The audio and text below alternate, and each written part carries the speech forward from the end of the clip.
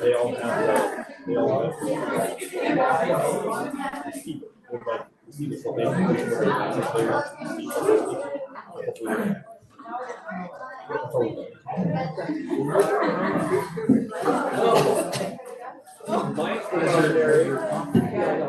I can't take nothing from mom. Gotta take care of mom. Yes, you do. A lot of people in this.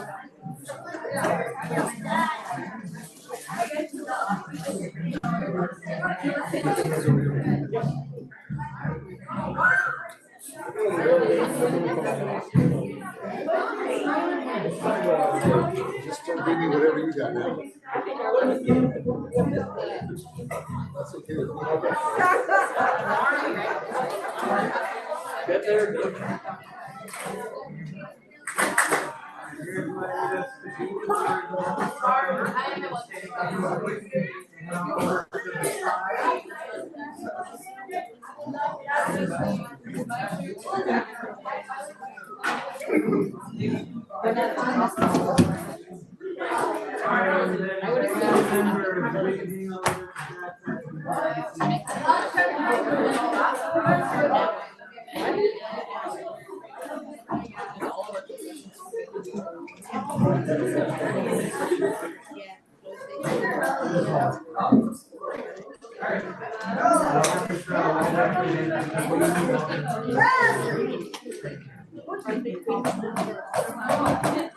We're just going to set up and then we're going to start playing before we come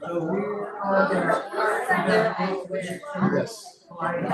Yeah, they were going to be here at 5:50. Then we get prepped and set up.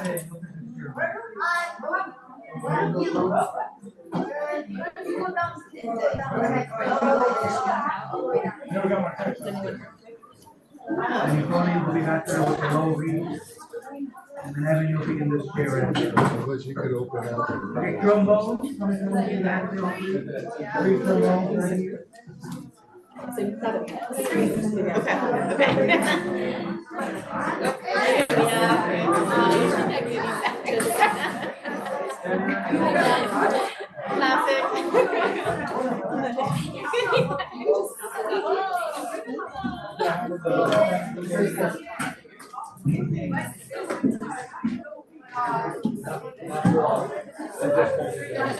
Where's your face covered? Okay.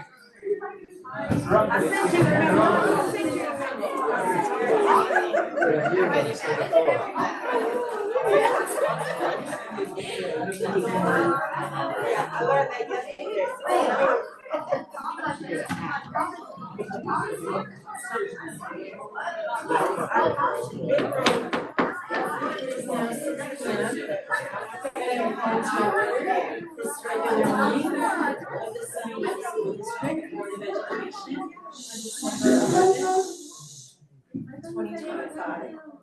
This meeting is available in English and Spanish.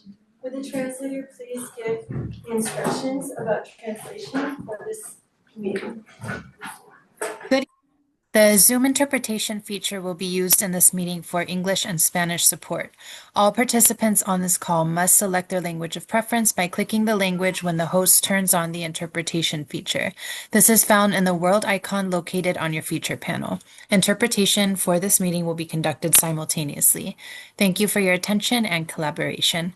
Buenas tardes. Se utilizará la función de interpretación de Zoom para soporte en inglés y español. Todos los participantes de esta llamada deben seleccionar su idioma de preferencia haciendo clic en el idioma correspondiente cuando el anfitrión active la función de interpretación. Dicha función se encuentra en el panel de herramientas en el icono del globo terráqueo. El modo de interpretación para esta reunión será el simultáneo. Gracias por su atención y colaboración. Thank you. Please note that a recording is being made at the direction of the board, and the recording may capture sounds of those attending the meeting. I'd like to welcome the CMS band under the direction of Mr. Mendoza. So welcome to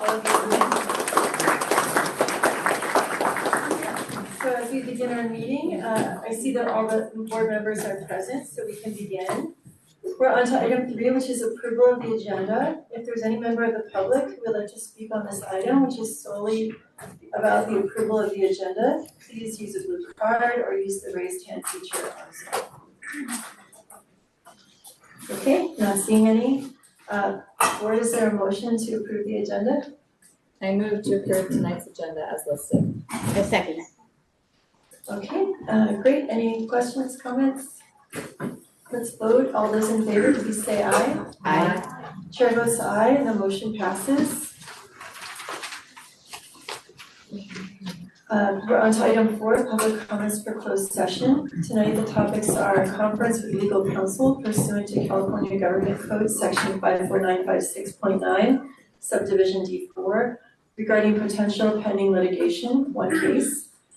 Public employee discipline, dismissal and release, Government Code 54957 week 1, and public employee performance evaluation, Government Code 54957 superintendent. It's time for public comment on closed session items. If you're here in the room with us, you can submit a blue card, or online you can use the raised hand feature. Okay, seeing none, it is 6 p.m. We are going, oh, it's not 6 p.m. It's 6:03 p.m. 6:03? Yes. Okay, 6:03 p.m. We are going to recess briefly for closed session. We'll take a 5-minute break after closed session and return to the boardroom at approximately 6:30 p.m. We'll see you soon.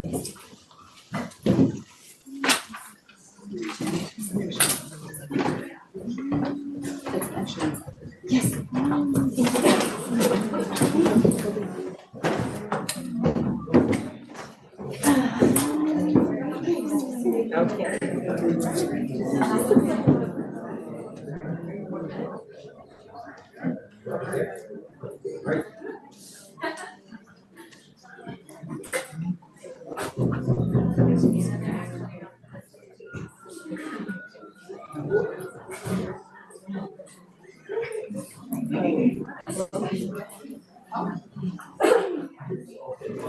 My man, you too.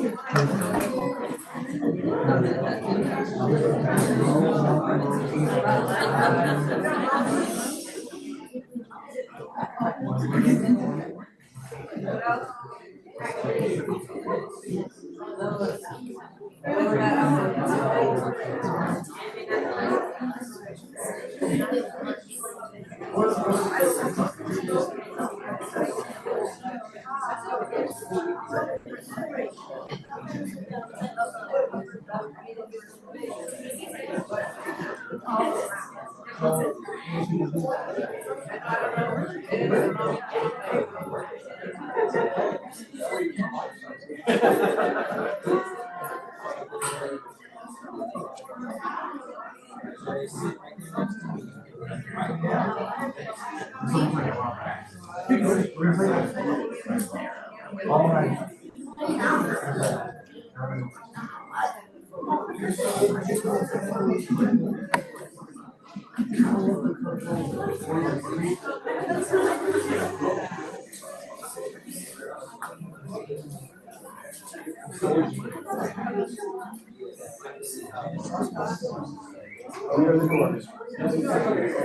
That's right.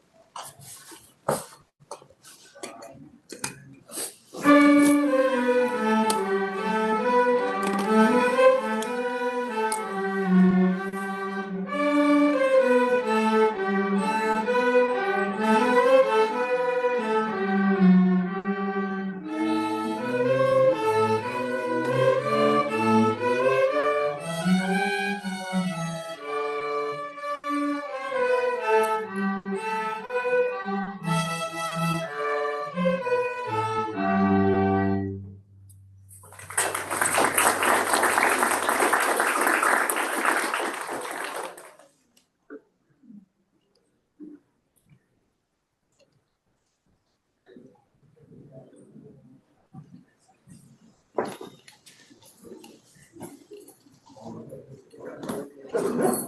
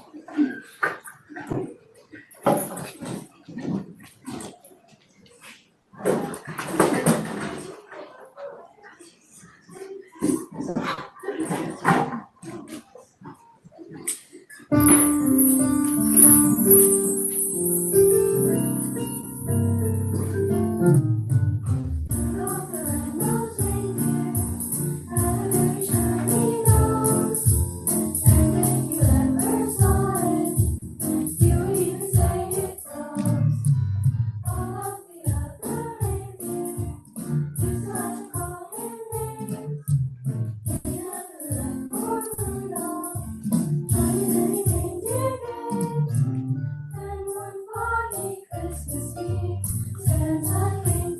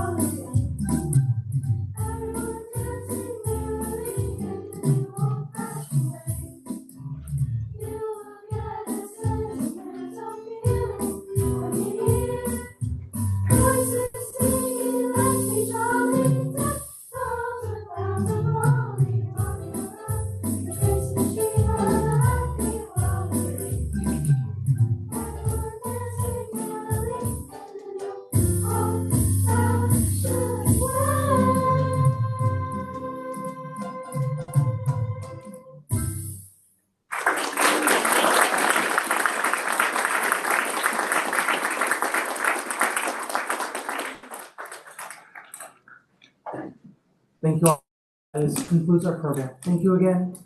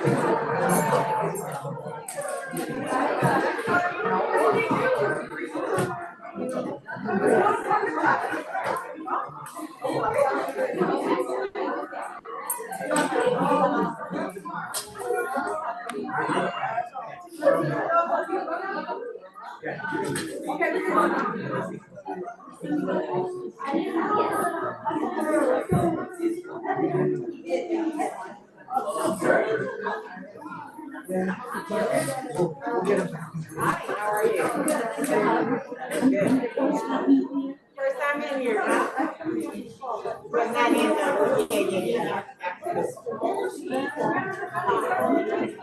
well, we have our work, it's our work room. So we have our work room. We also have all kind of big, we have a lot of family, parents. Yes, lots of different things. It's very busy room, busy office, yes, yeah, very busy. Yeah, yeah.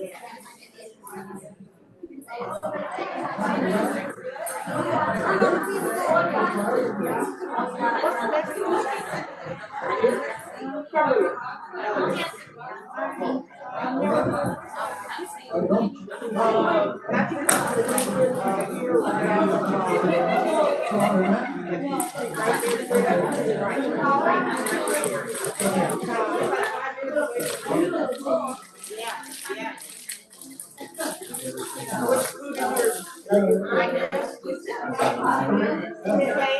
Today? Yeah, wonderful.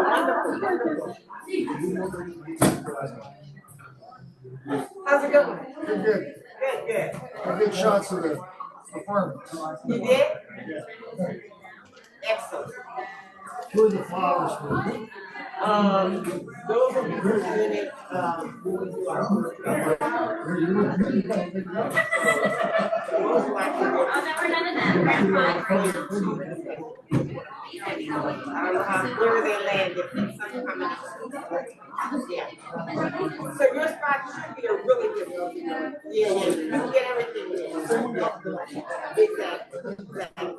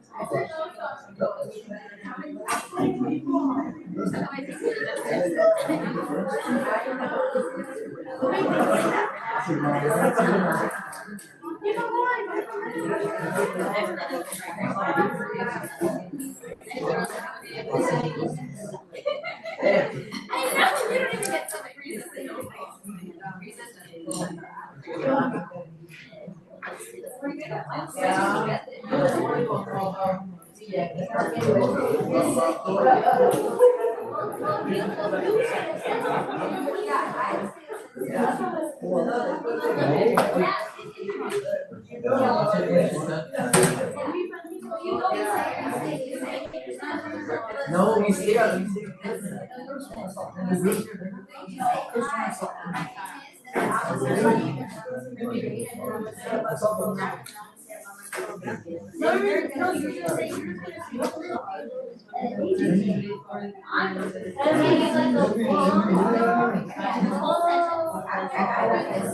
Yeah, well, I was confused because I thought you meant one sentence from the there.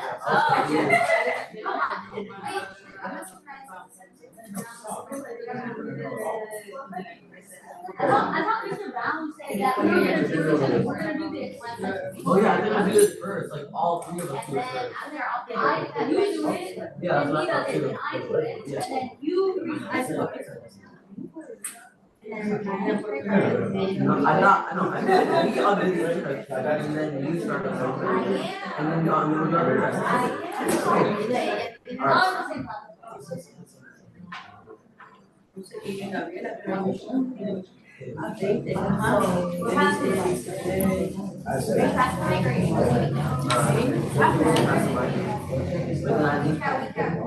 Mr. Brown said that we just like, over top.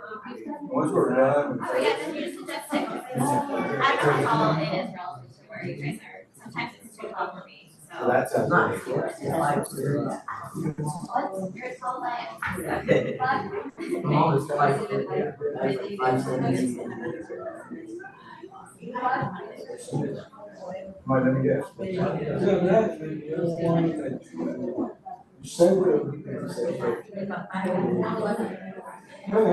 That's not bad. I know a sixth grader friend is like 4.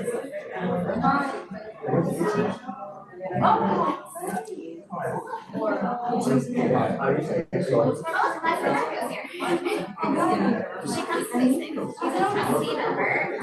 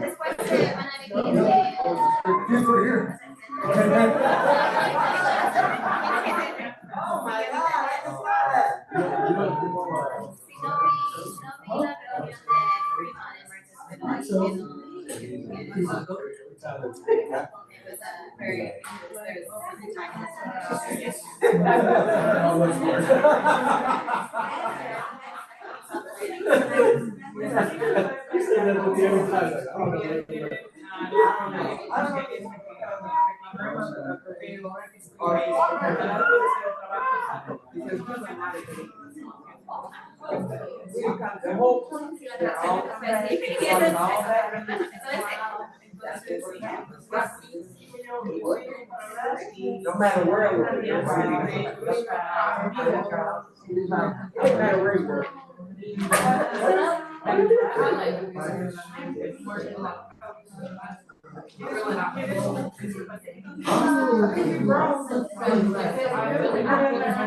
How's everything going?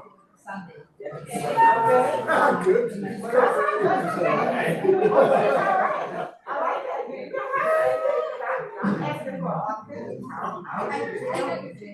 What can get you from okay to great?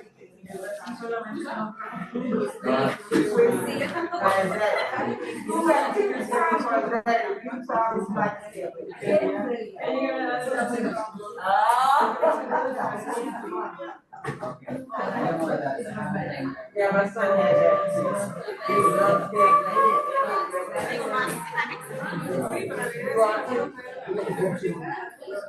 I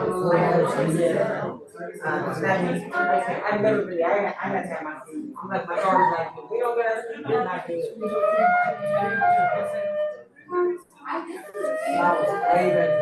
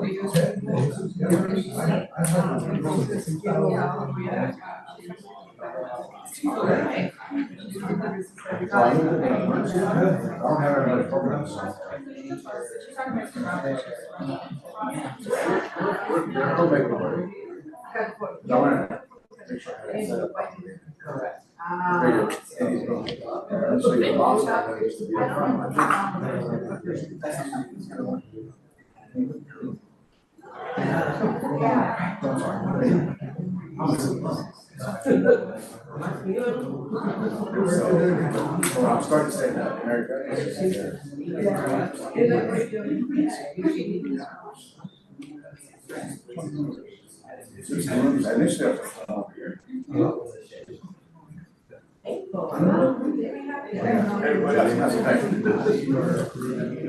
Well, they can sit up here and then, I don't know how to translate that.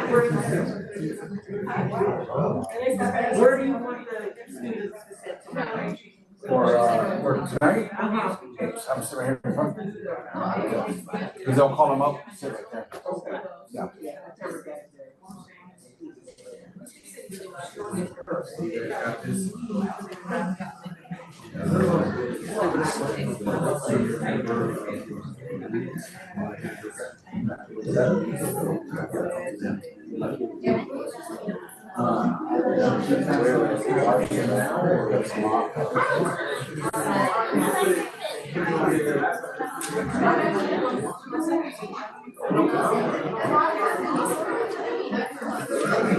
Oh, here.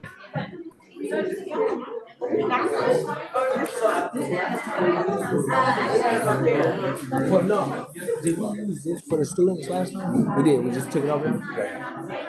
Are they first? With the, that would need that mic? No, not yet. Because right now it's gonna be fraction of living acknowledgement, and then they wanna do that. And then we get to the unfortunately way later. They can just come and grab the mic and bring it Yeah, over there? just wave at me and I'll bring it. So,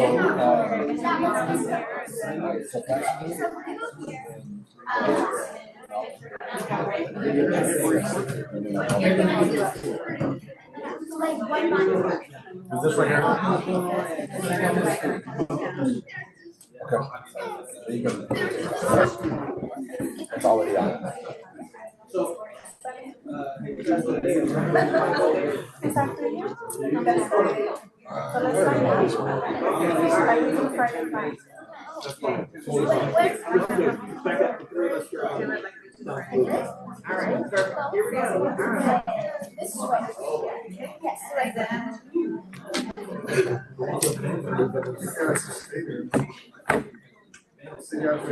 Yeah, they work good.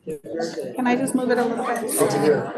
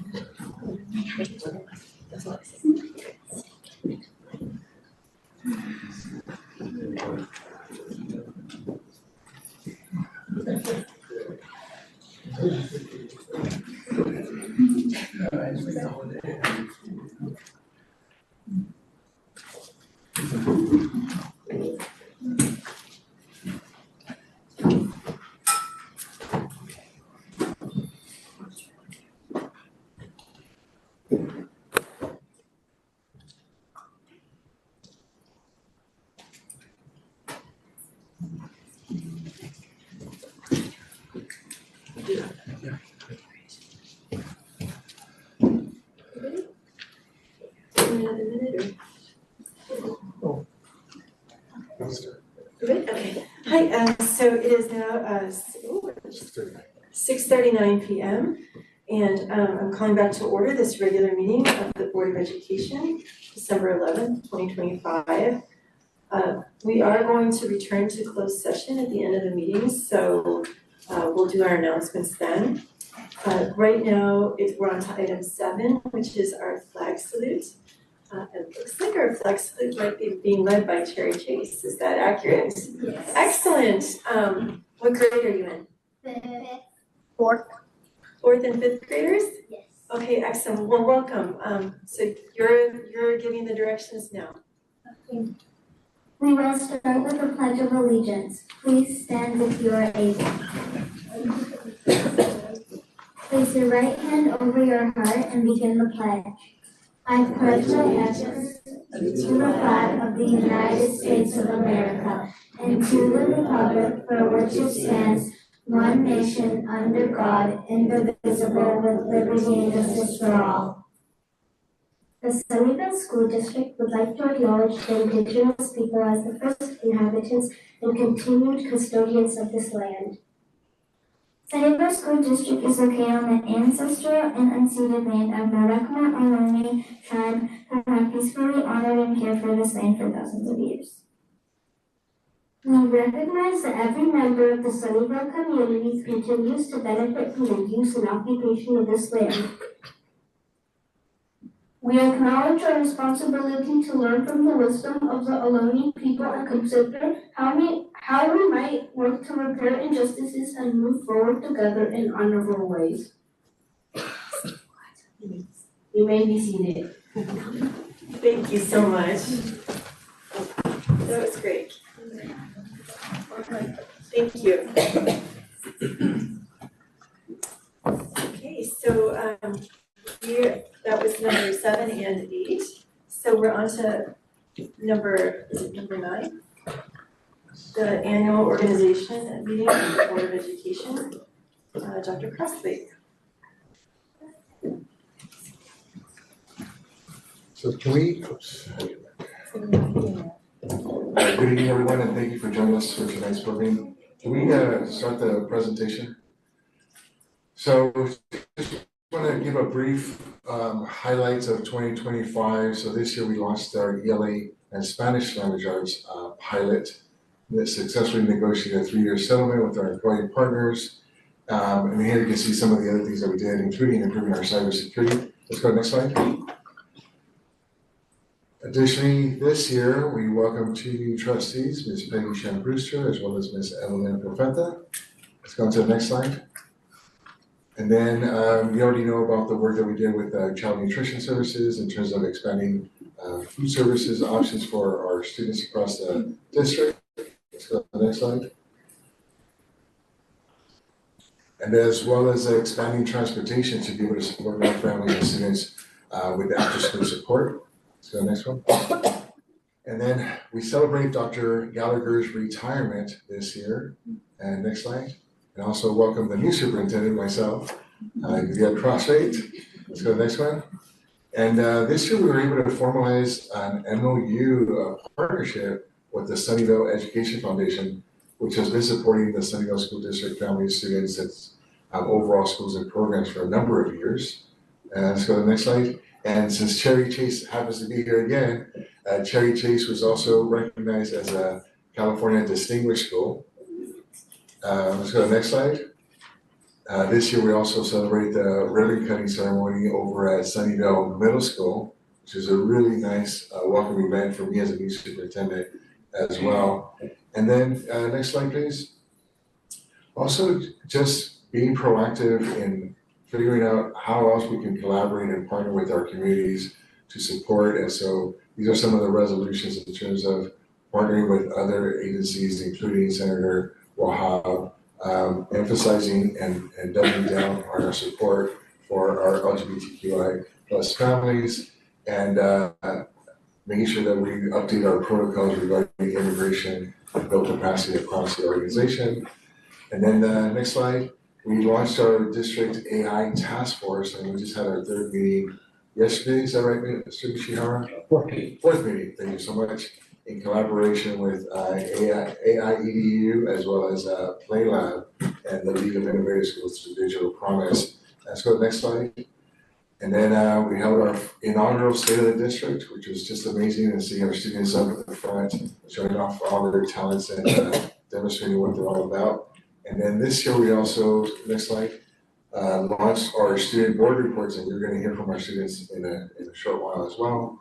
And then let's go to the next slide, please.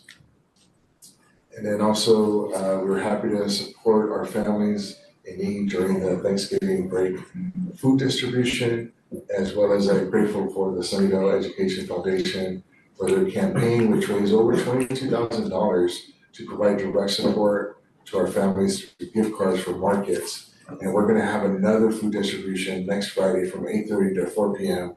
here at the district office, but also we'll be supporting families who may need support with transportation and directly providing them that resource. And then this is an actual bell. And so congratulations to Sunnyvale School District. On the next slide, last week they were officially recognized with the prestigious California School Boards Association Golden Bell for their work in parent engagement. And so congratulations to the entire district. And those are just some of the highlights for the 2025 year. Thank you. Okay, so as a note to the public, this is the board's second discussion of our conversation, it's the second conversation that we're having around this matter. The board has had a conversation at our most recent governance meeting about the roles and all the committee assignments that we're gonna take on for the year. And so we're gonna just use that as a starting point, but then the conversation can continue. So as a result of that, for board president, I have a motion to make. I would like to nominate trustee Peggy Shen Brewster for the role of president. Peggy's been our vice president for the last year. She's done a great job as a thought partner and just has been really active in the community, but also has just been learning a lot with Dr. Crosswaite, and I feel like she would do an excellent job. So do I have a second for I second. nomination? I second. Great. Any discussion from the board? Any additional thoughts for Peggy that you would like to tell her?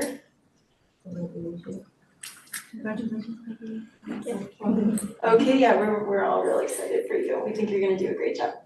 Okay, so all those in favor, please say aye. Aye. Okay, chair votes aye, and the motion passes. Congratulations. Thank Trustee Schaefer.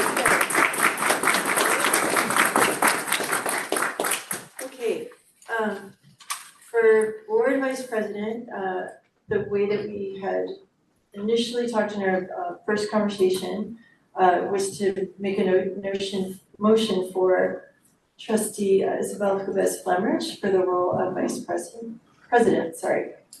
Do I have a second? I second. Okay.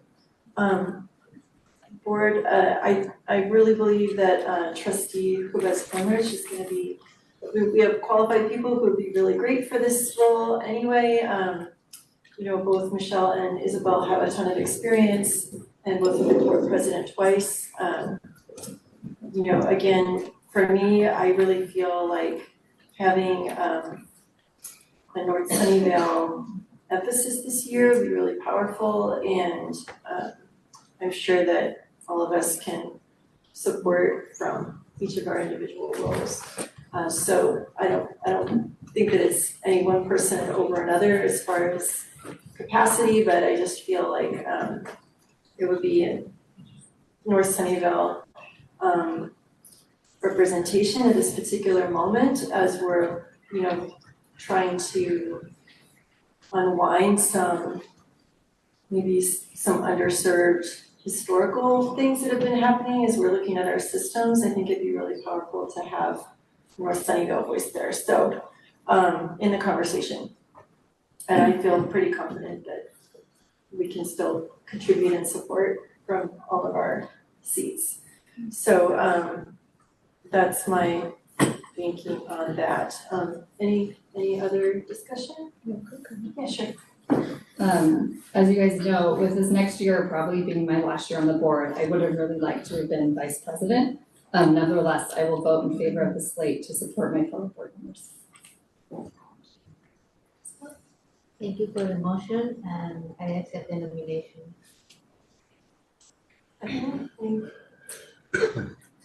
Okay, so we're all those in favor, please say aye. Aye. Okay, chair votes aye and the motion passes. Congratulations to trustee Hubez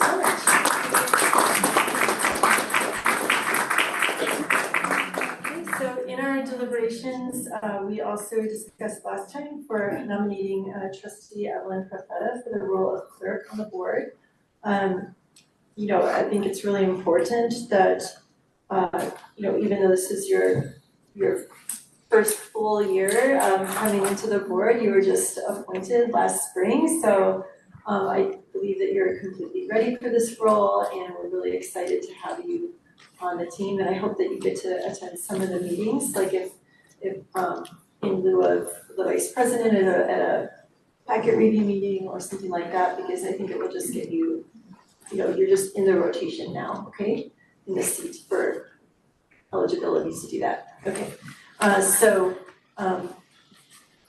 so I'm making the motion, but did I have a second? I second.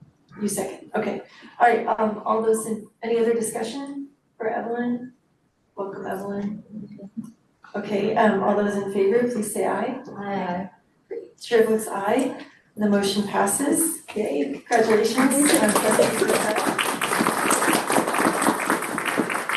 So I want to assure everyone from the south side of Sunnyvale that we will still be completely represented. Each trustee actually represents the entire district. It's just the area that we're elected from. So I feel confident that everyone will have representation on our board, don't worry. Okay, we're on to our committee assignments. We also discussed all of these based on our schedule and our time. But there is another opportunity to discuss them again here tonight. So for representative to the Santa Clara County School Boards Association, which is the SCCSBA, we had discussed in our previous meeting that would be myself and Evelyn. This is a monthly meeting. Actually, since the pandemic, it's been on Zoom, and all of us can attend the meeting, and really our district just gets one vote. So we can be the official representatives, but we're all welcome to attend, and Isabel's very active. She's chaired Hoffman Awards for 3 years, and now she's the second year as a vice chair for Legislative Action Committee. I've served on every committee that they have there. Right now I'm on the Success Committee, which is a unhoused students advocacy group, and I'm also on Legislative Action. I'm a former chair of that committee.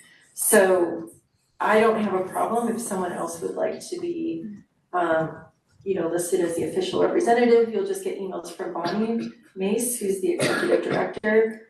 I get lots of information from the executive director anyway, so if you'd like to participate, let me know, so there's no offense there.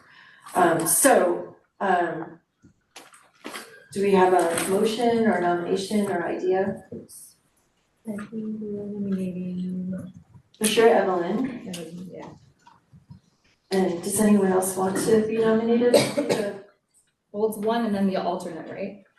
Well, you only get one vote, and so it's really just whoever's there, so you actually. But I think on here, it's the representative of Santa Clara County School Board Association and alternate. Sure, so Evelyn, we could nominate Evelyn to be the representative, and then would anyone else like to be the alternate? You want to be the primary or the alternate? I could be the primary. They very rarely vote. You can be the primary. Yeah, that's fine, but, okay.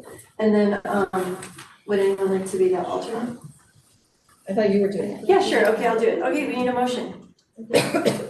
I move that Evelyn Perretta is the official representative to Santa Clara County School Boards Association with Trustee Bridget Watson as the alternate. I say Great. Discussion? Okay, all those in favor, please say aye. Aye. Okay, chair votes aye and the motion passes. Congratulations to us to being on that committee. Lots of work. Let's go. Next thing is representative to the Santa Clara County Committee on School District Reorganization. I have a motion to nominate Michelle Maginot, Trustee Maginot for that. I second. Excellent. Any discussion? Okay. All those in favor, please say aye. Aye. Thank you. Chair votes aye, so the motion passes. Thank you, Trustee Maginot. Liaison to the district's wellness committee and alternate. I have on there in my notes for myself as primary and then Peggy as alternate. I'm open to reversing that, but I think you'll be very busy as board president. Do we have a motion for that? I move for the liaison to the district wellness committee to be Peggy with the alternate as Bridget. I think the opposite way. Primary. Oh, Bridget is primary, sorry. Yeah. She'll be. Yeah, that's what I meant. Bridget primary, Peggy alternate. Yeah. Okay, so Trustee Shen Brewster seconds, thank you. All those in favor, please say aye. Aye. Okay, chair votes aye, that's us. Next is liaisons to the district's CBOC. It's listed in the agenda as Facilities and Finance Committee, CBOC, which is the Citizens Bond Oversight Committee. I think it should be listed as the Citizens Bond Oversight Committee. And we have two people on that, and we have Trustee Perretta and Trustee Maginot. So I move to nominate Trustee Perretta and Trustee Maginot to serve on the CBOC. Do I have a second? I second. Great, all those in favor, please say aye. Aye.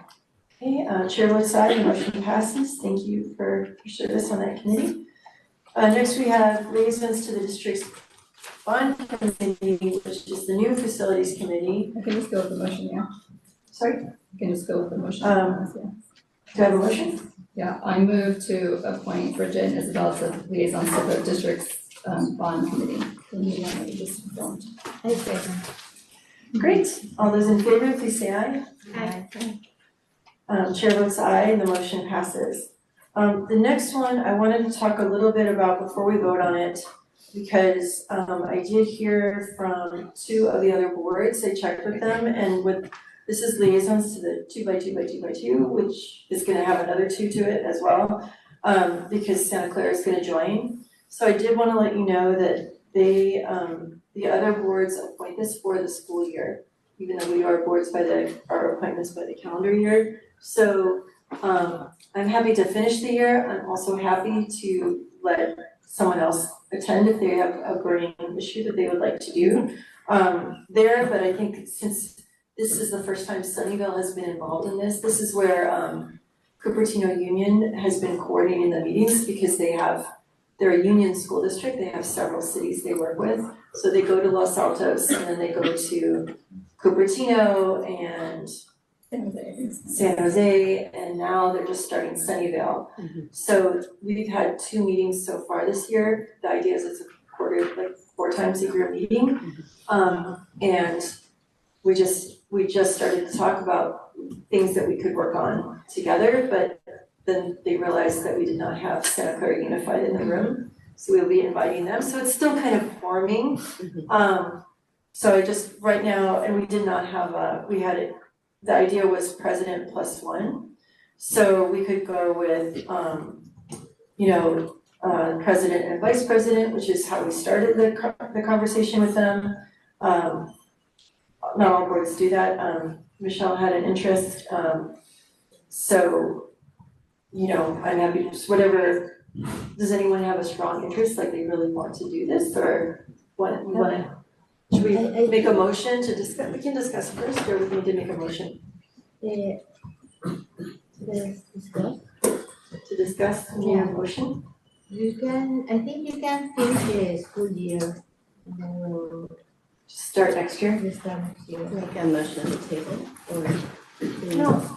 Okay, so your motion is to have it be. Yeah, my motion would be that you finish the school year and then in August we start with, Revise. the next school year. And keep Peggy on there as Yeah, president. you president and vice president, and then we'll do vice president and vice president, but starting in August, Okay. the other June.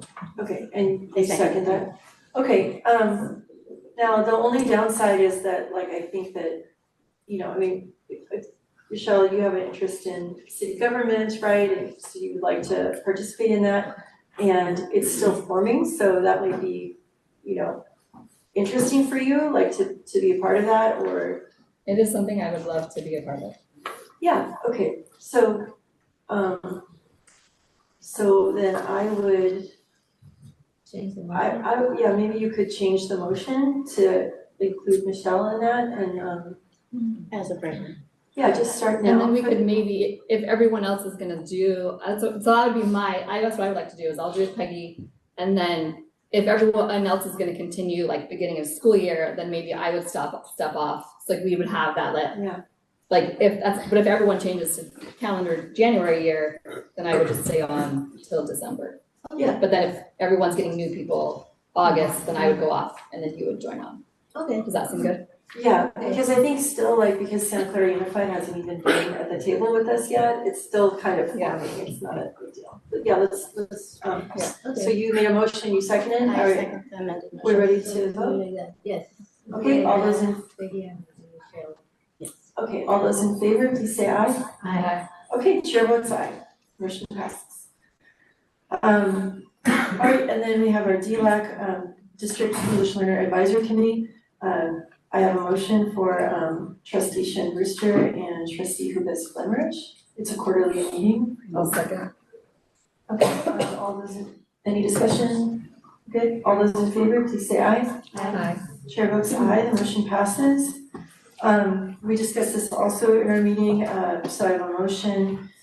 I'd like to nominate trustee Bagino and trustee Hubas Flemich to the Sunnyvale Challenge Team.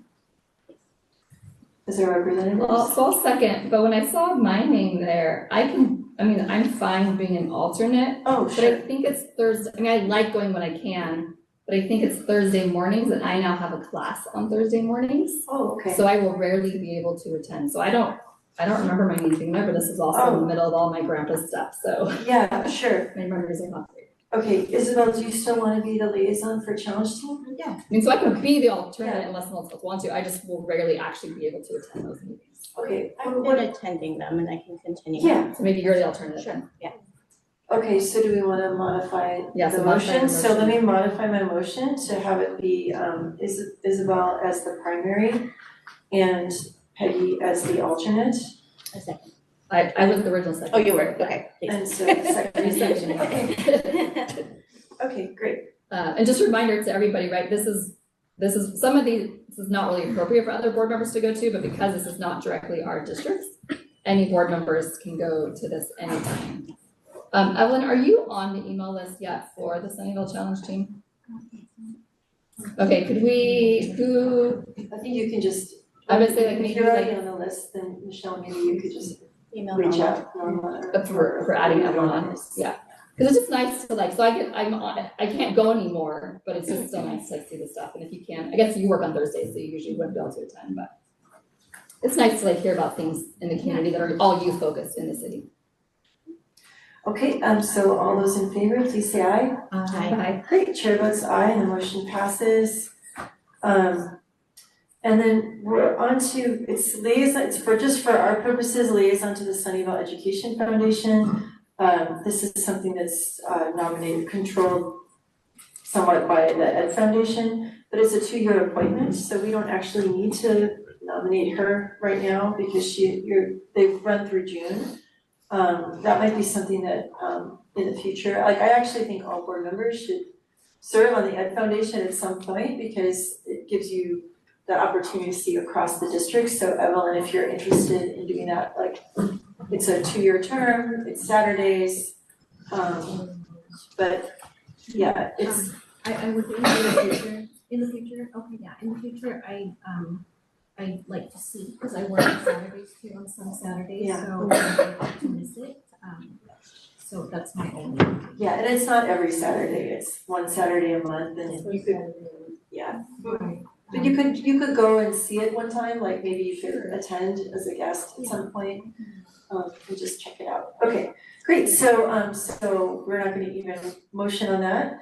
Liaisons to the Neighborhood Association, we had discussed about myself and trustee Shen Brewster being the liaisons to the Neighborhood Association. But in between meetings, trustee Shen Brewster and I talked in the car and we were wondering if that might be something that Evelyn might want to join. Trustee Griffith might want to join. I think they said it was a quarterly meeting and it's on Monday evenings at the city hall. Would you guys know which Mondays? And sometimes on Zoom, I think it alternates between in-person and Zoom. Because I work on Mondays too, or every other Monday, so I just don't want it to fall on the Monday that I am working and then I would be unable to attend. Do you know what time? Seven-ish. Usually seven. 7:30. Why don't we put you on there? And then Within one of you, so Yeah. if she can't go, then one yeah, like, so, and I'm gonna suggest that it's me so that, because Peggy can do her presidenting thing. Yeah, and if it's at like 7:30, it should be late enough for me to be able to join. Okay. Did you say Zoom or? You can do Zoom as well. Yeah. Yeah, okay, so I have a motion to make the liaisons to the neighborhood associations, myself as primary and Evelyn, myself and Evelyn, and then Peggy as an alternate. I think it is. So we're Evelyn gonna primary. attend. Oh, sorry, I apologize, Evelyn is primary And you as and me as alternate. alternate. Okay, I like that even better. And then if you're both not available, then you can reach out to me. We'll reach out. I second. Okay, Peggy seconds, trustee Shanbusher seconds, thank you. All those in favor, please say aye. Aye. You're gonna read that down. Okay, and then there is a short note here for acknowledgement of outgoing board president, but we did the slideshow, so. And well, before I can, if I may, we also want to present this plaque of appreciation to Bridget Watson, President, Sunnyvale School District Board of Education, January 25 through December 25, for her steadfast commitment to sound governance, strategic leadership to strengthen our collective work and advance the district's core initiatives.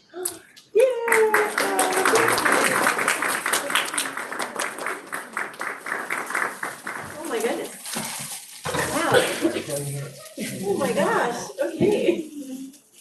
As well as our incoming president.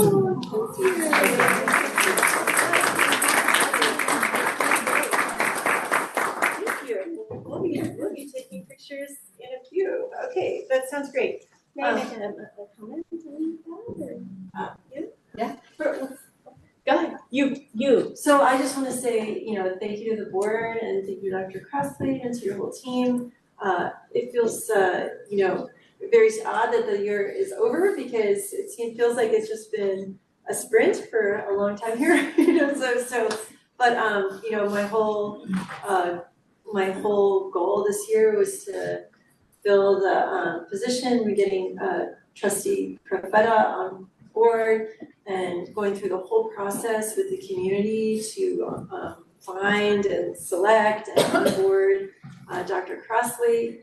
And I'm really excited for the year ahead because, I'm just here to support you and to support the team in the district. And I'm just planning to continue doing that from a different chair. So I'm just still here for you. So thank you so much. And the flowers are beautiful. And I love the plaque with the cute little owl. It's so adorable. So thank you.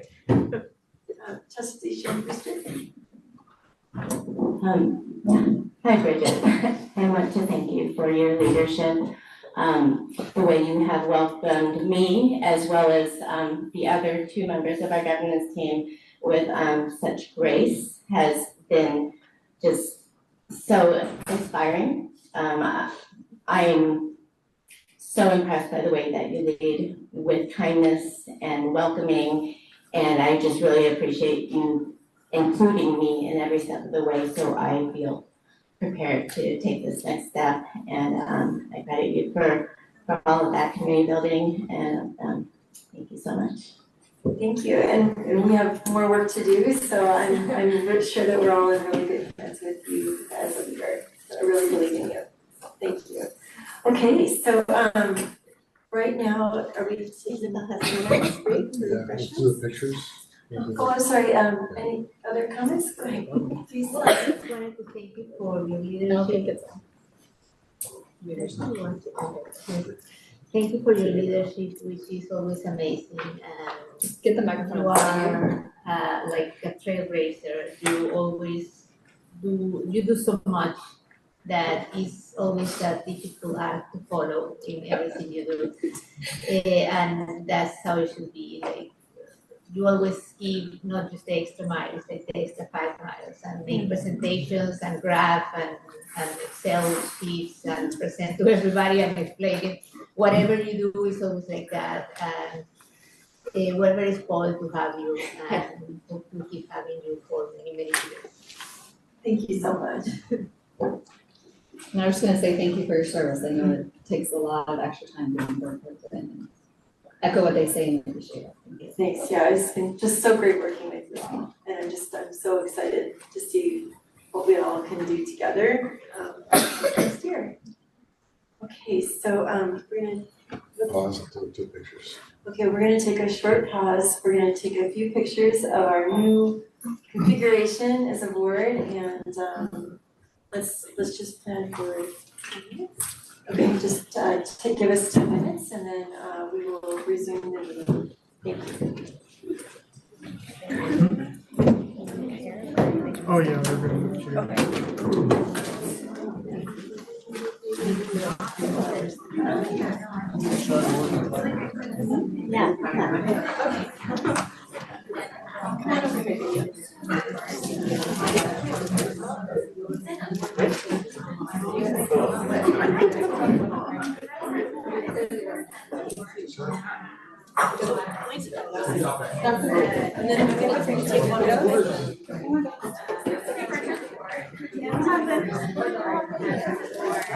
Excellent job. Nice job, everyone. The whole group right here. Maybe stand over here on this side. Good job, Chargers. When you're ready.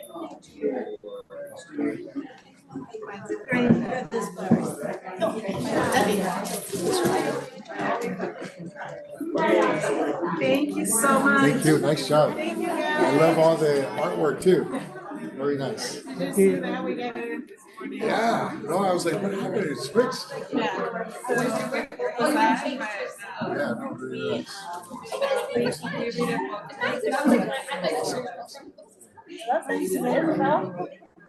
Oh, we're not scared of right here. Feliz Navidad.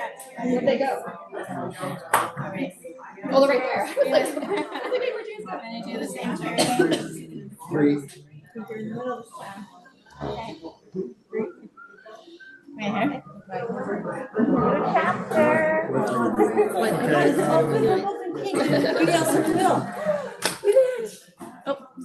President here. they probably take them off. Okay, maybe I'm fair, I guess. Just so they're all. I guess you all are wearing one, but I'm not. Let's just take them off. I'm wearing here because I'm like, there's this Yeah. Like that. All right, let's see here. like how Michelle and I were I know. so you're in the middle and everything. Coordinated.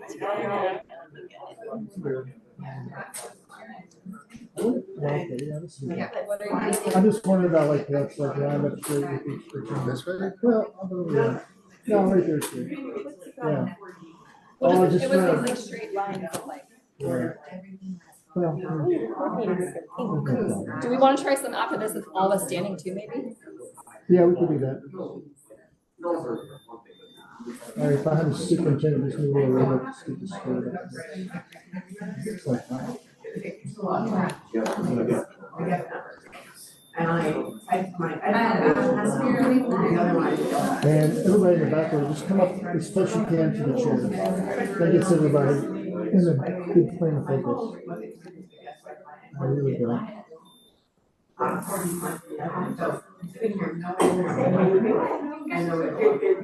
right. So much smiling. Do we want to try? I got one more thing to do. Yep. All right, here we go. Now do you guys want to go standing? Yeah, that's right. This would be like somebody that, We don't love that.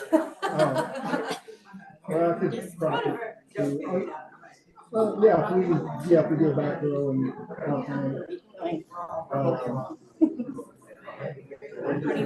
Position us.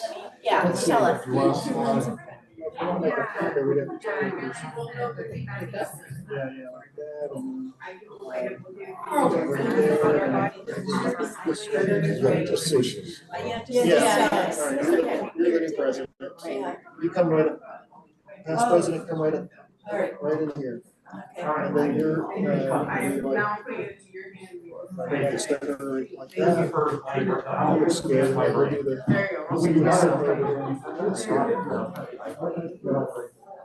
There we go. Oh, sorry, too busy doing this. All right, ready? 1, 2, 3.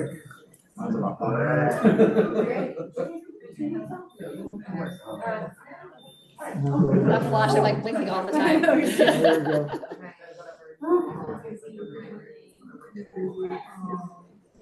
All right. This looks nice. I was thinking you looked there's at least one where I'm not blinking. I think I'm blinking a whole bunch. Let's see, he's going. I know. I was sure blinking a whole bunch of that. As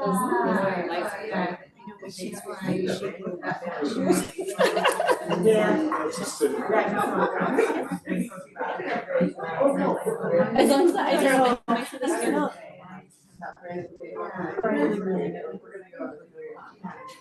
So do you take the shine off your face? I could take some of it off, yeah, I'll put a little skin smoothing filter on.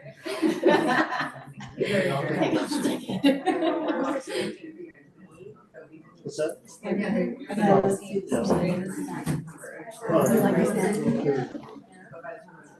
Yeah. I like that better. I do too. Okay, Yeah. I'm gonna run rush. I didn't do Because it looks better when all your heads are at the same level. Thank you. Thank you. I'm sorry. Any other pictures? Yeah, let's do it. What's that? Let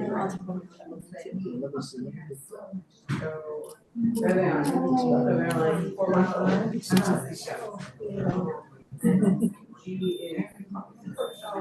All right.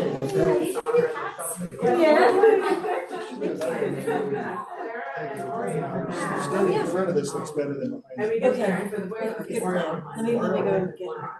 Evelyn, one picture. Should get a picture of sitting together. Yeah. And they're in the group together. And clearing all over. In the lab, clearing, like you would cut me, but don't count this. And so, well, we can't make one. And it's very, now they have the one I had for like those cases. Right. Thank you. We've been pretty, I'll get But, oh, yeah, well, I would think that, you know what? Yeah, 4 more people in 15 years, you know, deal with like they do more. And then Oliver has been enough of a dog face, and now I can just say, "Look at the dog." You never get more for me. So yeah, so something like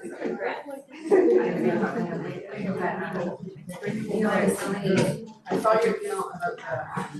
Thank you very much.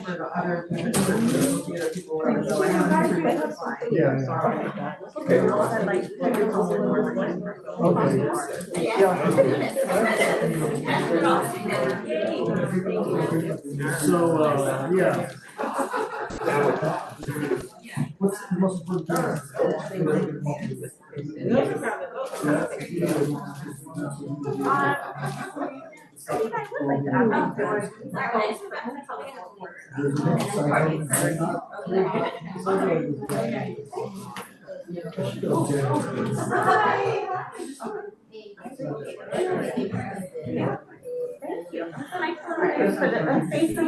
Yeah, Rachel highly recommended you. Oh, yeah, it's a real no. Can I get a picture of you with the belt? Yeah, right now? Yeah, here we go. I know, so we're gonna,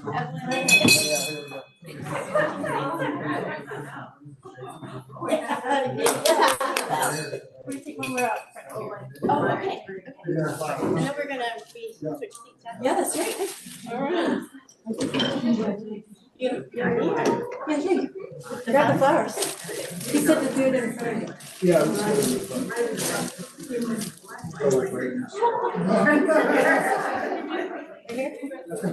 Okay. There we go. Yeah, that's good. I'm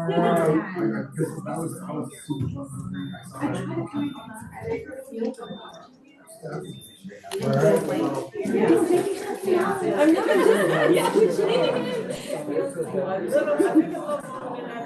Alright, I'm sure you guys talking to her.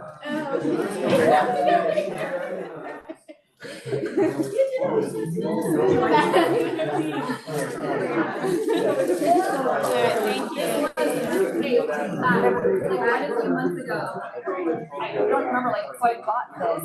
I bought, Costco, and it was like, I don't get back to the morning when I got them, and I bought them. I bought an outfit that I was like, this is like, they're like crop tops. So I got one thing. That's one of the. But like, I call my task.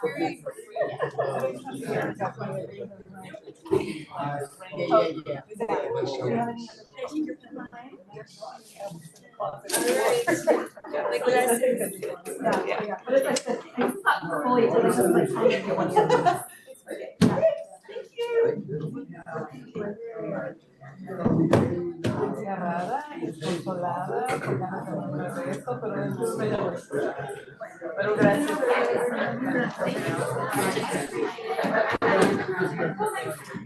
I just want to say congratulations on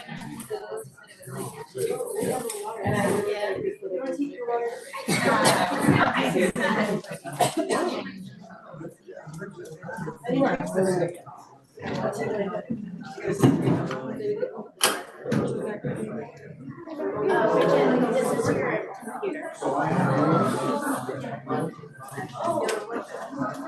I don't have anything. Unless you have anything.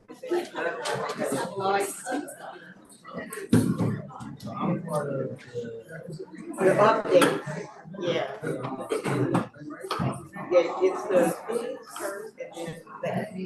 Yeah. Like, I don't know if the other side.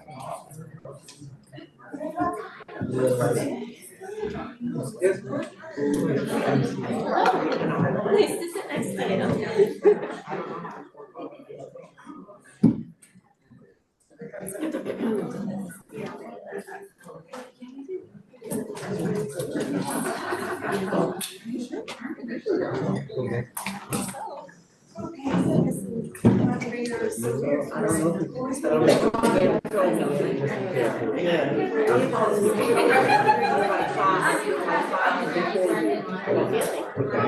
Okay, much better.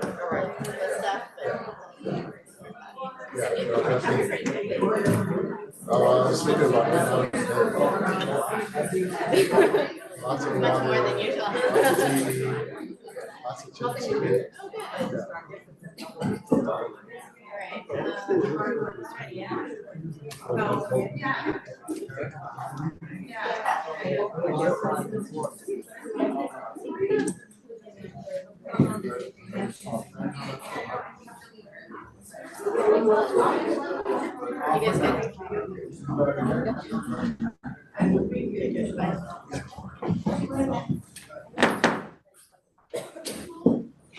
It is 7:24 and I'm calling back to order this regular meeting of the Board of Education on December 11, 2025. As the new president of the Sunnyvale School District Board of Trustees, I'd like to thank my colleagues and the community for your confidence in my leadership. Educating the next generation of thoughtful and engaged humans is our responsibility and our delight. And as a former middle and elementary school teacher and teacher union representative, I'm firmly committed to ensuring our district develops intentional and sustainable systems in which staff are respected as professionals and supported in their work with appropriate, high-quality materials and meaningful professional development. By deepening existing collaborations and developing new partnerships with the community, I'm confident the district can continue to close opportunity and achievement gaps with the belief that all children are capable and deserve solid foundational education from which to achieve their dreams with the joy and purpose we've promised. As a member of the community and with 2 kids enrolled at one of our Title I schools, I'll continue to champion accountability, transparency, and integrity in our system. We'll continue to grow communication and build trust between the district and the community. With our unified governance team and with clarity of direction and purpose, Sunnyvale is positioned to become a school system that truly honors and serves all students, knowing them by name, celebrating their strengths, and meeting their unique needs. With immense optimism about the opportunities that abound, again, thank you for entrusting me with the honor of serving as board president for this year. Okay, we are moving on to item number 10, reports. Okay, we noticed something that got slipped earlier. Maybe. Yeah, the appointment of the secretary of the board. If you don't mind doing that first. Yes, yes. 9B, we are moving on to the appointment of the secretary of the board. And as our superintendent, he is our secretary by default. So I move to appoint Dr. Gabrielle Crossway as secretary to our board. Do we have a second? I second. Any discussion? All those in favor? Aye. Okay, moving on, we're going to student reports. Thank you so much for your patience here.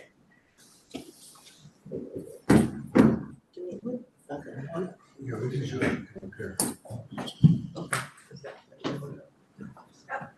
Oh. Yeah, that's what I.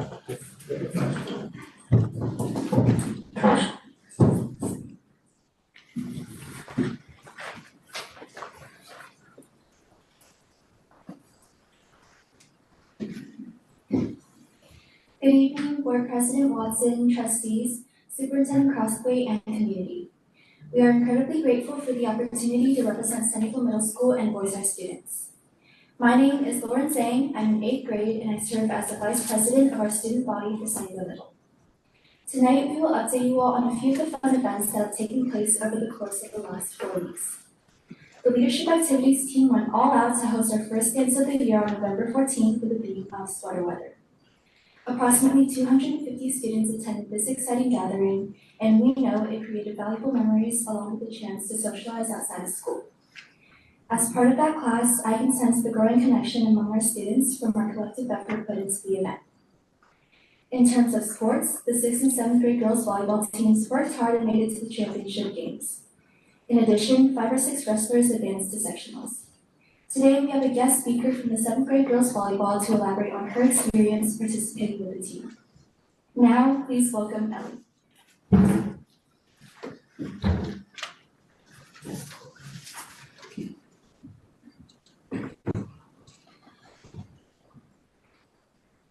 Good evening, everyone. My name is Elizabeth Tessegay, but you can call me Ellie. I am a 7th grader at Sunnyvale Middle School and also an overachiever, which is why I love to participate in school extracurriculars like sport, including volleyball for 6th grade last year and 7th grade this year. If I could describe my volleyball experience with one word, it would be improvement. This is because that was one of my greatest achievements during this particular season. I really appreciated how kind and helpful my coaches were, and that is half of the reason I improved as much as I did. From learning how to hit better to taking hard balls that I would have never been able to do without a supportive leader guiding me. Them, along with my teammates, always knew when I needed my space to practice something on my own or when I had a rough day and just needed to clear my head. My teammates also always made sure that I was performing the best I could and that I had a smile on my face no matter if I hit a ball out or I made an amazing play. Playing on the volleyball team gave me an opportunity to change my mindset on how I could play, from I can't do this ever to I can't do this yet, and also increased my confidence and desire to get better. I would stay after practices to work on what I needed to work with my coaches, happily cheer on my teammates when I wasn't playing, and learn to shake off my nerves if I messed up during games or even practice, which I never used to do. This skill also began to weave into my life in general, from school to church work, which I'm grateful for. Overall, although we ended our season in 2nd place after our rough game at championships, I feel this was one of the best seasons I've ever had with any sport I've played. And definitely still felt like home to me, just in a special way, just my team. And I thank my school for making those opportunities possible. Thank you all for listening, and I appreciate the time given to me to share my perspective. Now, please welcome Alicia.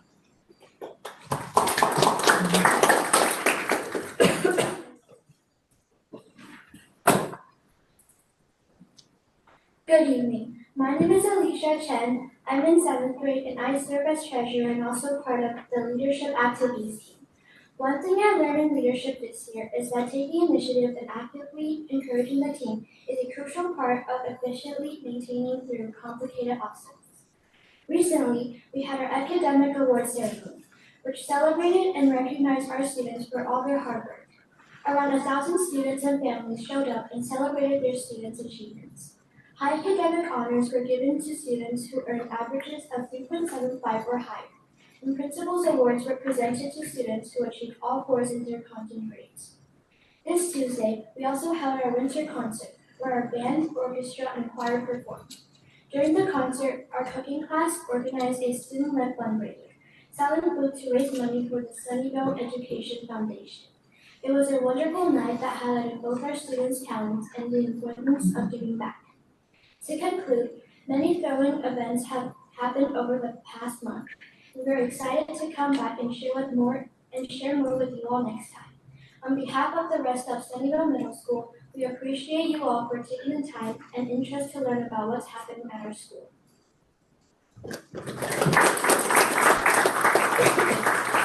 Thank you, Lauren, Ellie, and Alicia. And now I'd like to welcome the CMS student representatives, please. Yeah.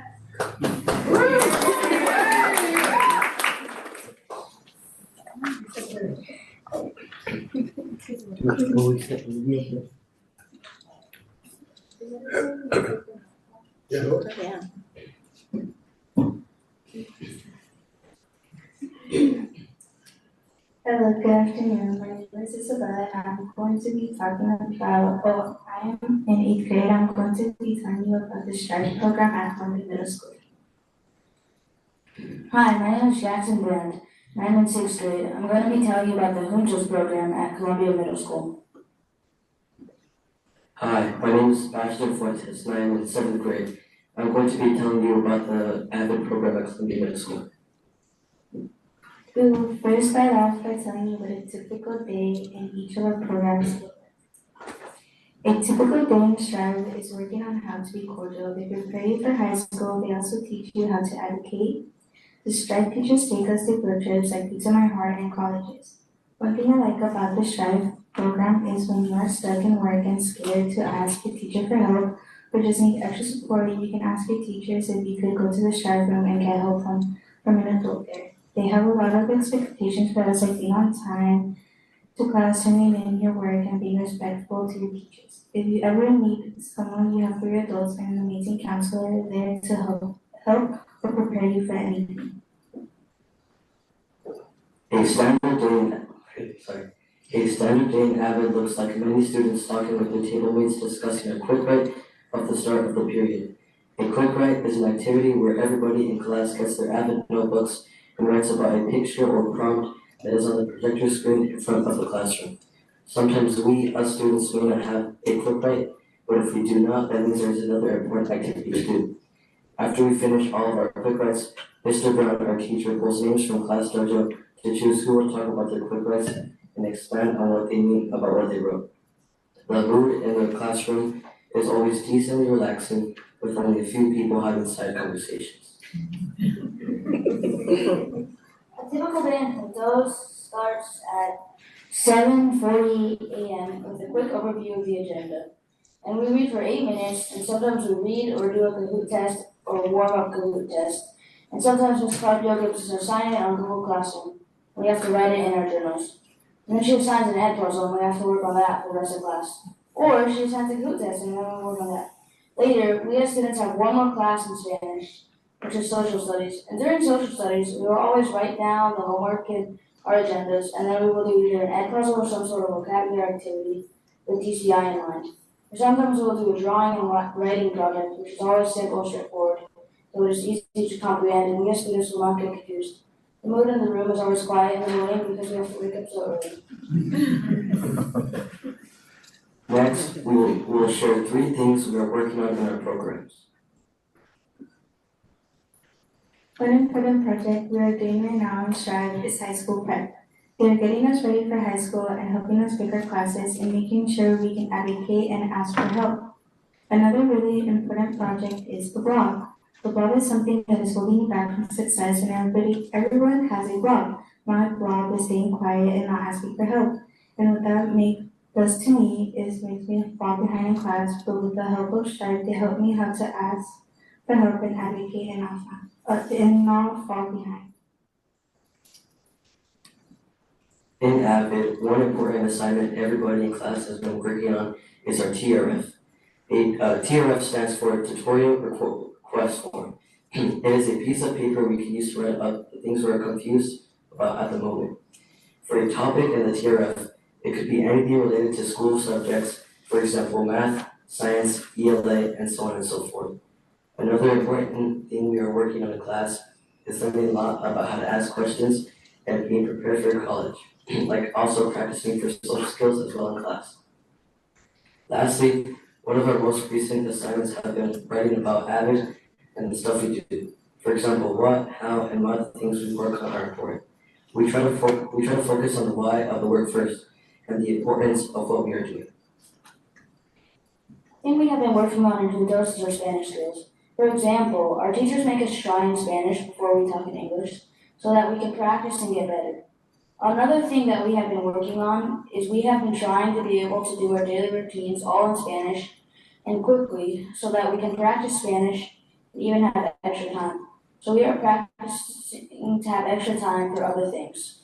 Our last important project is that we are trying to finish our book, Cajas de Cartón, to learn about Francisco Jiménez and to practice our Spanish and our grammar. For example, whenever we do our Kahoot tests, Ms. Carpio always waits for us to point out any mistakes that she sees to see if we are paying attention and if we understand how the Spanish grammar works. Next, we'd like to tell you about the important things we have learned.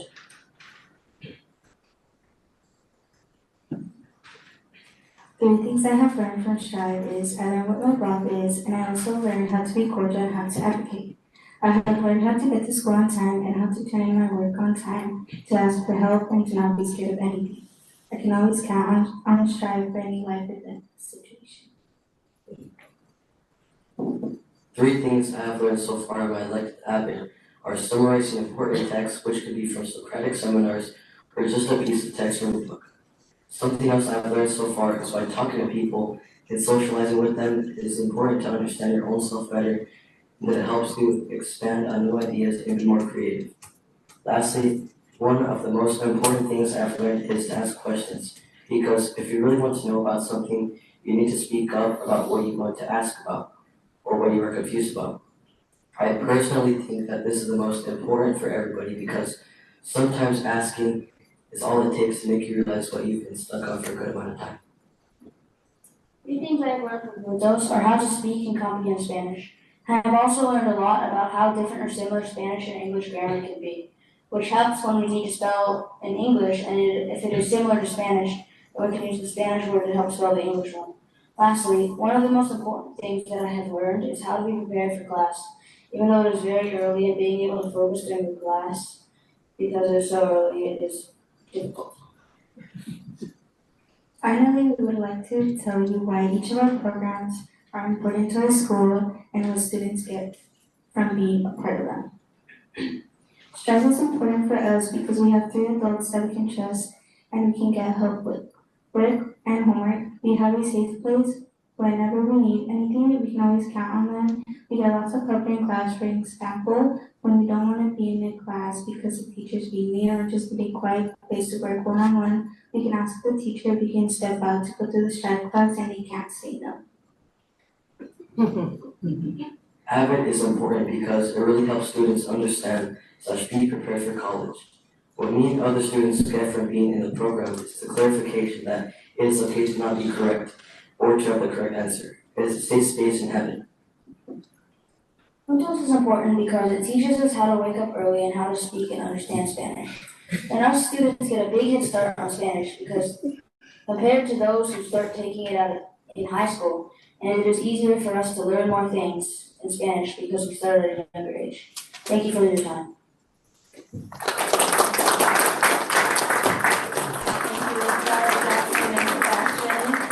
this time, I'd like to welcome all 6 of the students to come up and take a quick picture with us.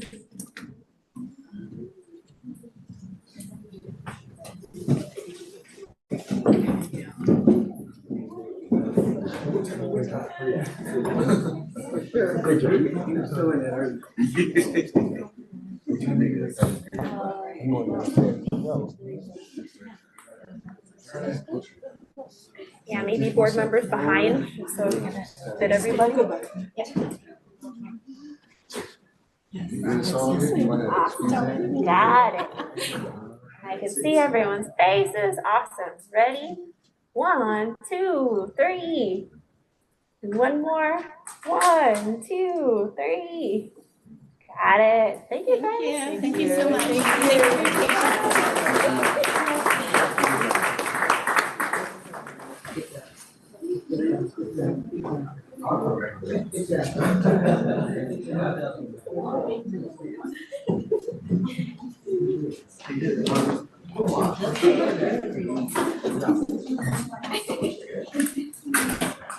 Okay,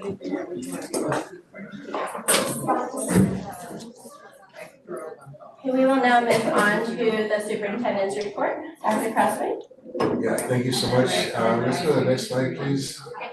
Just want to give you a brief update in terms of pilot for ELA, Spanish Language Arts, and then you can see the titles. And we got 31 teachers across the district representing 8 elementary schools, including special education and juntos. And let's go to the next slide.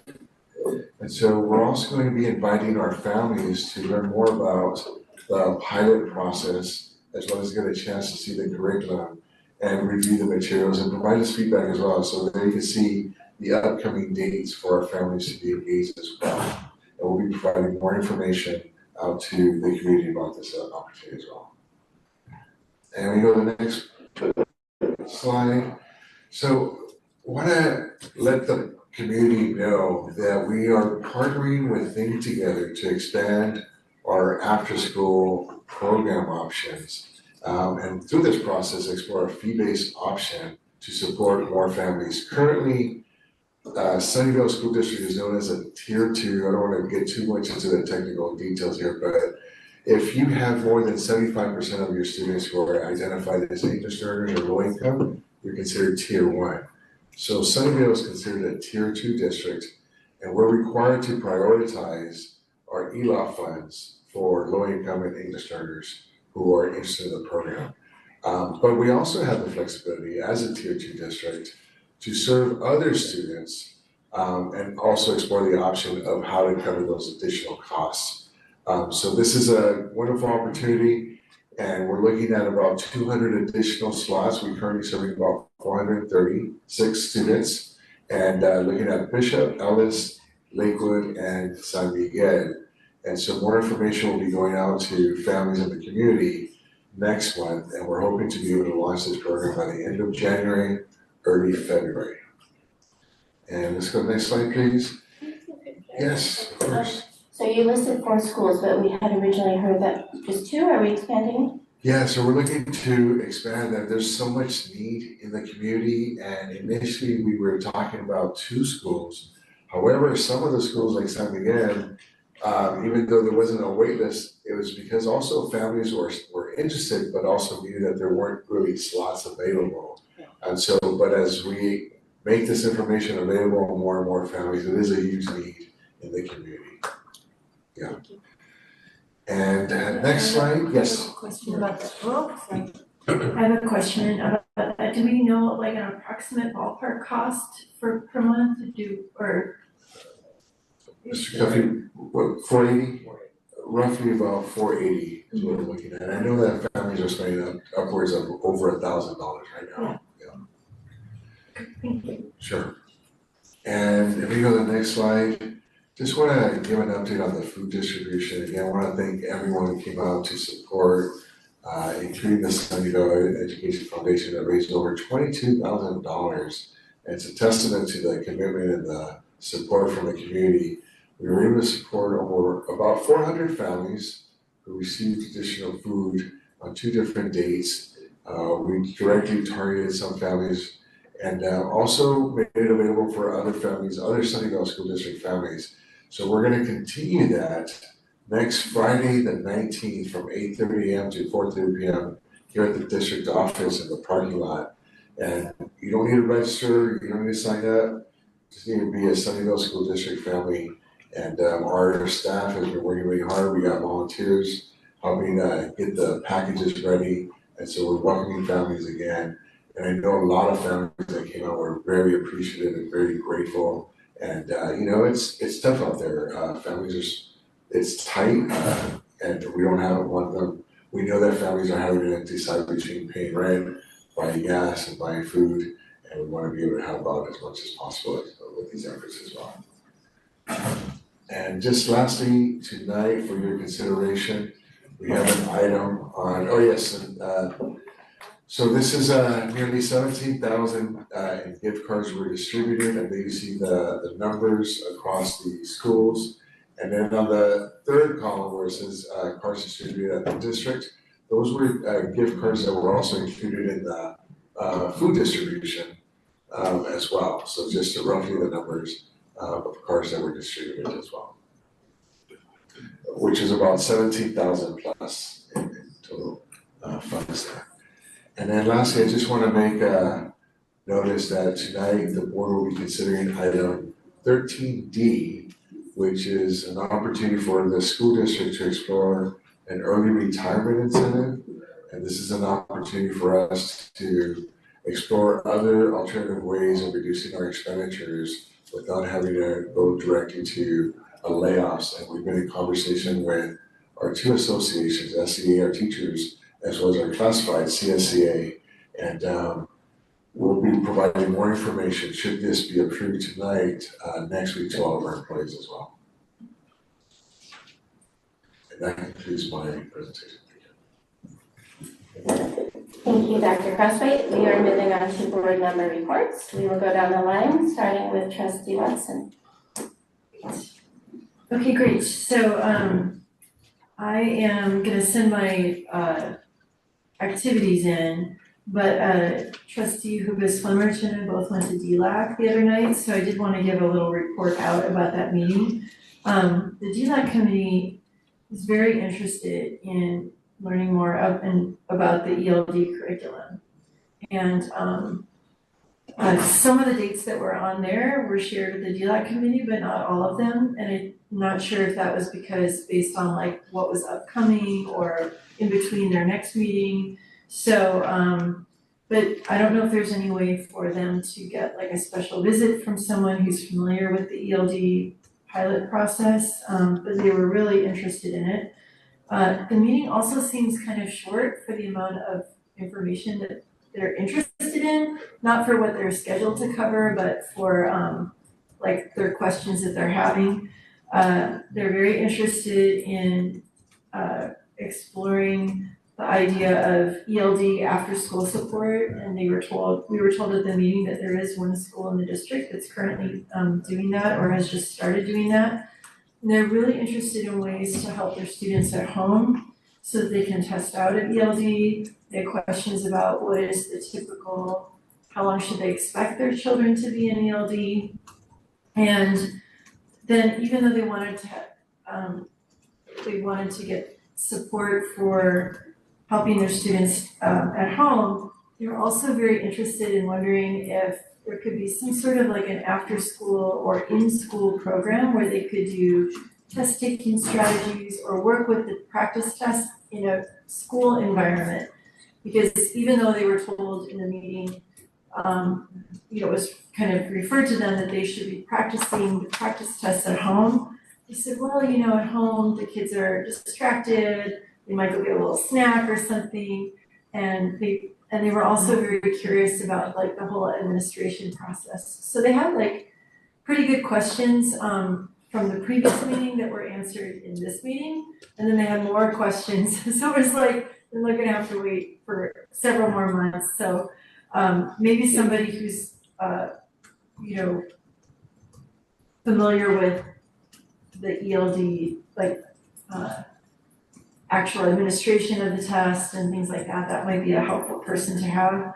But it was a really positive meeting. They used Wordly for the first time, and it was keeping up with the conversation. So it was really good for two-way translation. And people were a little shy because we were still mostly speaking in English in the meeting, but when people would drift into other languages now and then, you could see it picking that up, and people were translating into their heritage language the conversation as well. And so that was very positive, and I want to thank the district for working on that. And I'll send everything else in online.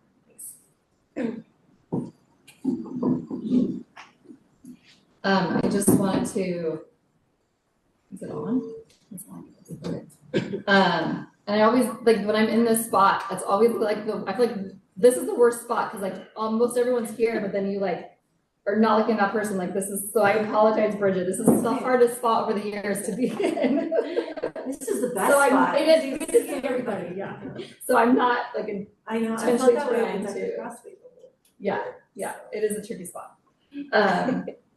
Anyway, I just wanted to say, I think, you know, the annual school board conference is great to go. I think, for me, I think as most of you, like the first 2 years, I learned a lot of stuff, and now it's less about, I mean, I get little tidbits here and there, but it's the relationship building and the connecting with people, like mostly that's, I mean, we get to see other people, but I just, I value that. And so that was super great. And then I'll just share one thing as kind of going through my notes of stuff I did learn.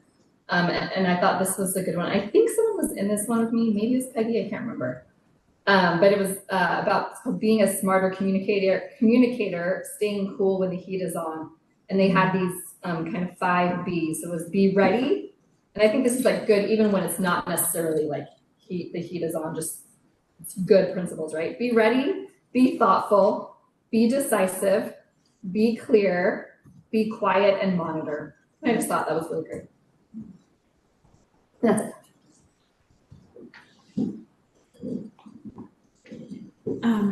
Hi. Hi. So, no, I'm at a awkward spot. Yeah, you're like in the middle between the two. So I went to my first CSBA conference ever in my life, and that was really fun.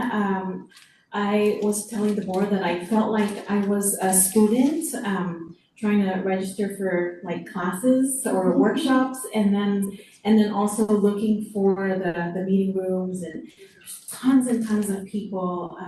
But it was really fun, and I learned a lot about the different things that I attended at the workshops.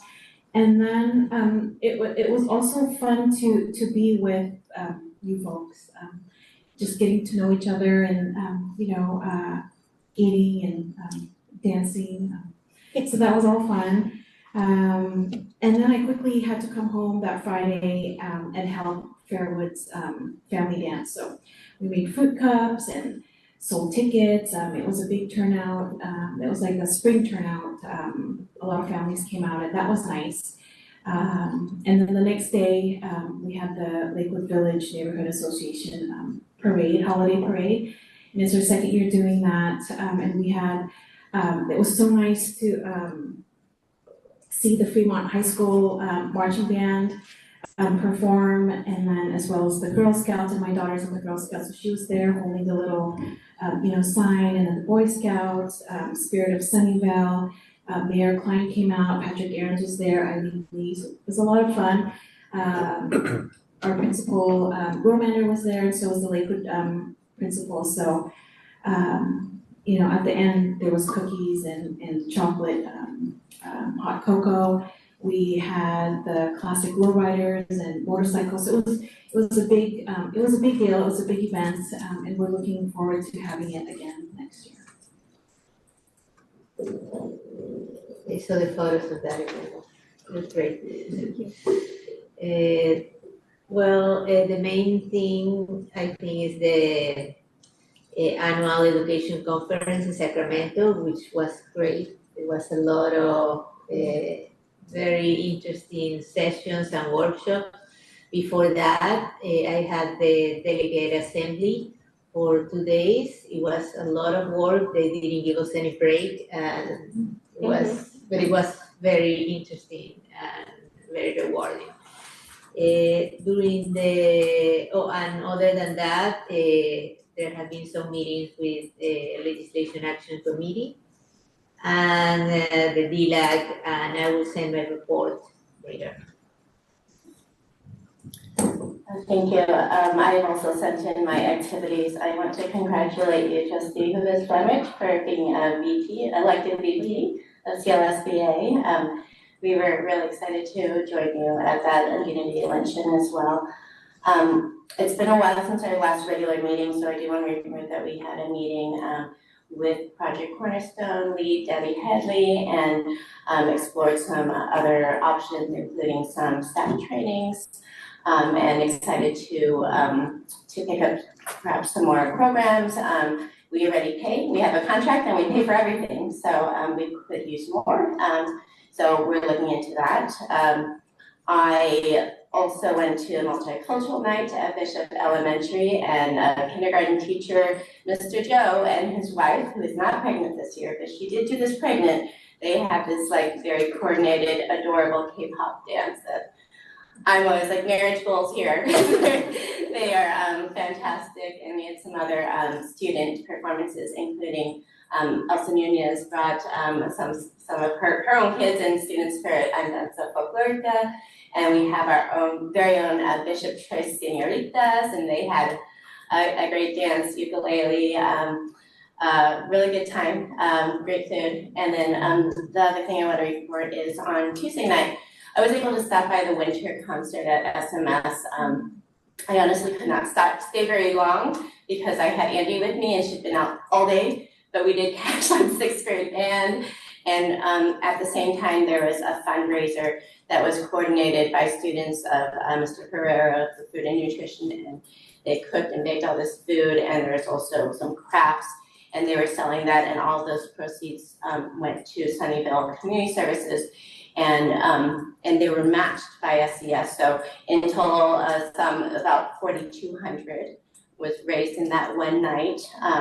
And really, really amazing to see students kind of have that agency and just be able to go with that. All the principals there at the admin were very supportive. That's it, thank you.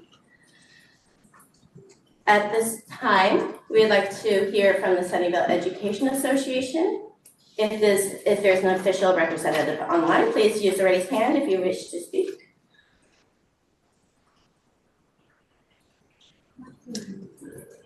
Not seeing any, thank you. At this time, we'd like to hear from the California School Employees Association. If there is an official representative online, please use raised hand sign if you wish to speak.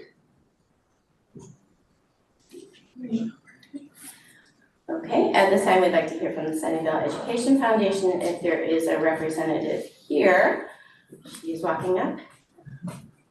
Thank you. I'm sorry. Good, is it on? Good, yeah, okay, there we go.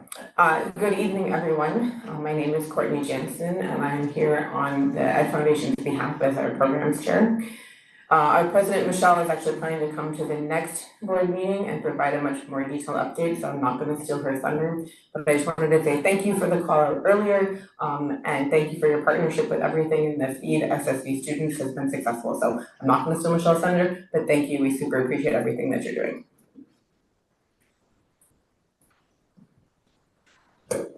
Thank you. At this time, this is the time for public to comment on things that are not on the agenda. This portion of the agenda provides an opportunity for members of the public to directly address the governing board on any item of interest to the public. However, provisions of the Brown Act Government Code 549, 54.2A and .3 preclude any action being taken on any item not appearing on the posted agenda. Time limits allocate public testimony to 3 minutes or 20 minutes for public comments. Speakers are asked to give their name and affiliation so an accurate record is reflected in the minutes. I see one card. If you are online and would like to speak on this item, please use your raise hand feature now. Okay, welcome Speaker Courtney Jensen. Okay, the real reason I'm here tonight, sorry. So now I am still Courtney Jansen, but I'm speaking on my own behalf as a parent, as you know, with 2 kids in the San Miguel Hinjas program. And I wrote my notes like 4 days ago and then didn't look at them, so bear with me. But I want to talk tonight about field trips. And I'm not doing this in my Ed Foundation hat, I'm doing this just in my parent hat. The short version is that I would like a message from the board, from the superintendent, from the director or chief of teaching and learning, director of teaching and learning, reaffirming the importance of field trips within our district for our students. And that field trips are a fundamental part of their learning experience, on par with, you might say, math or writing.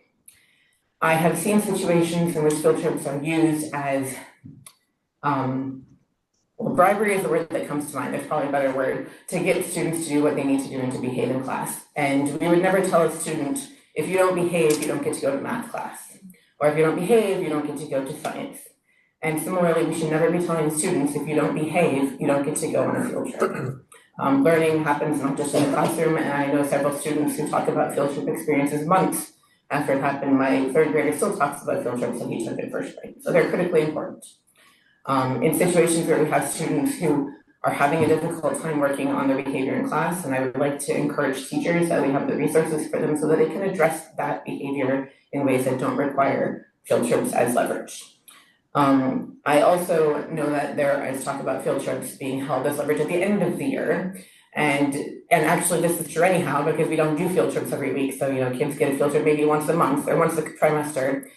And everything we know about how to teach kids and behaviors and rewards and punishments says that those punishments or consequences need to happen immediately. They need to be short. So if you have a kid who's not behaving and you say, hey, if you don't behave in a month and a half, you don't get to go on that field trip, that means nothing to an elementary school student. Heck, it doesn't really mean a lot to adult either. But we need to be tailoring how we address student behavior to what we know is the effective way for them to learn and for them to address the consequences. So to kind of go back where I'm at, I think it would be very powerful for a message to go out to all staff, principals, assistant principals, teachers, etc., from you guys that says field trips are essential to our students' education. They should not be used in any sort of way to enforce the behavior that we're looking for, and to help provide those tools that teachers need to get that behavior that they're looking for, and to make sure that they know that they're supported and do not have to use field trips as leverage. Also goes for assemblies too, but I assume that was obvious. Thank you for your time. Thank you, Ms. Johnson. I'm looking at the script and I see there's a chunk of text that I did not read, so I'm going to quickly read that, just cautionary. As reminded per our board bylaw 9323, the board shall not prohibit public criticism of its policies, procedures, programs, services, acts, or omissions. During public comment, we encourage speakers to discuss issues with civility, to treat people whose opinions differ from their own with respect, and to focus on ideas, policies, and values. Okay, we will be moving to the next item. And that is the consent agenda. For right now, yes. We have one more comment, public comment from the audience in person, and Russia Steadley, please.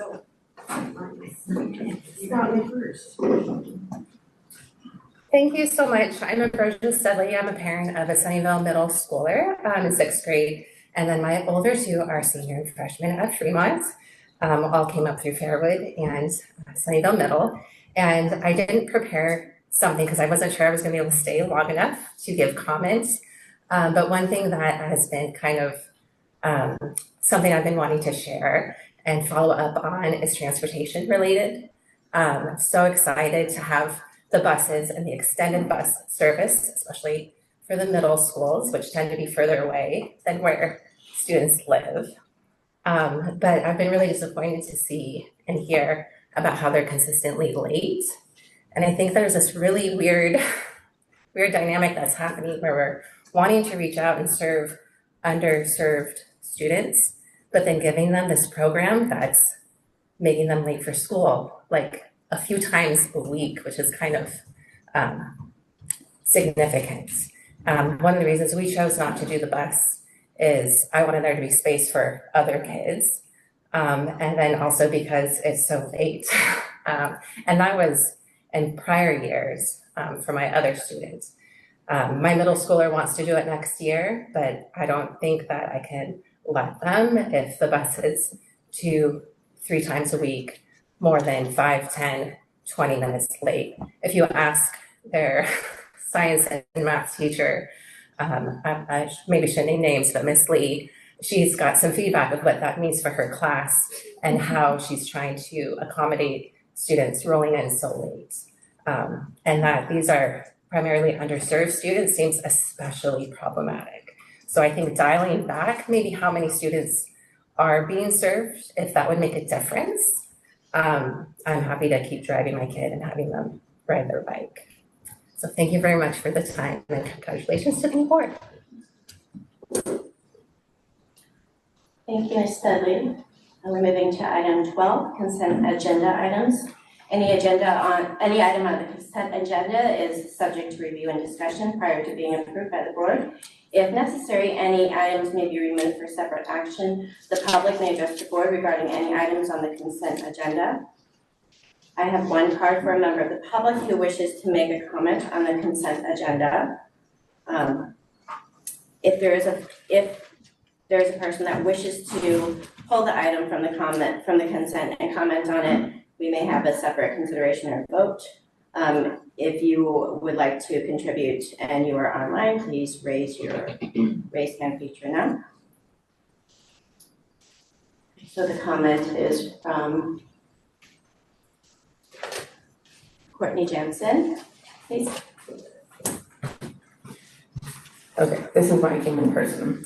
So, still Courtney Jansen, San Miguel. I'm not asking you to pull anything off consent or anything, so don't worry about that. I wanted to say two things. First, super excited to see Cascada de Flores coming back to school assemblies. They came to San Miguel last year, the year before, and the kids really liked it, so that's great.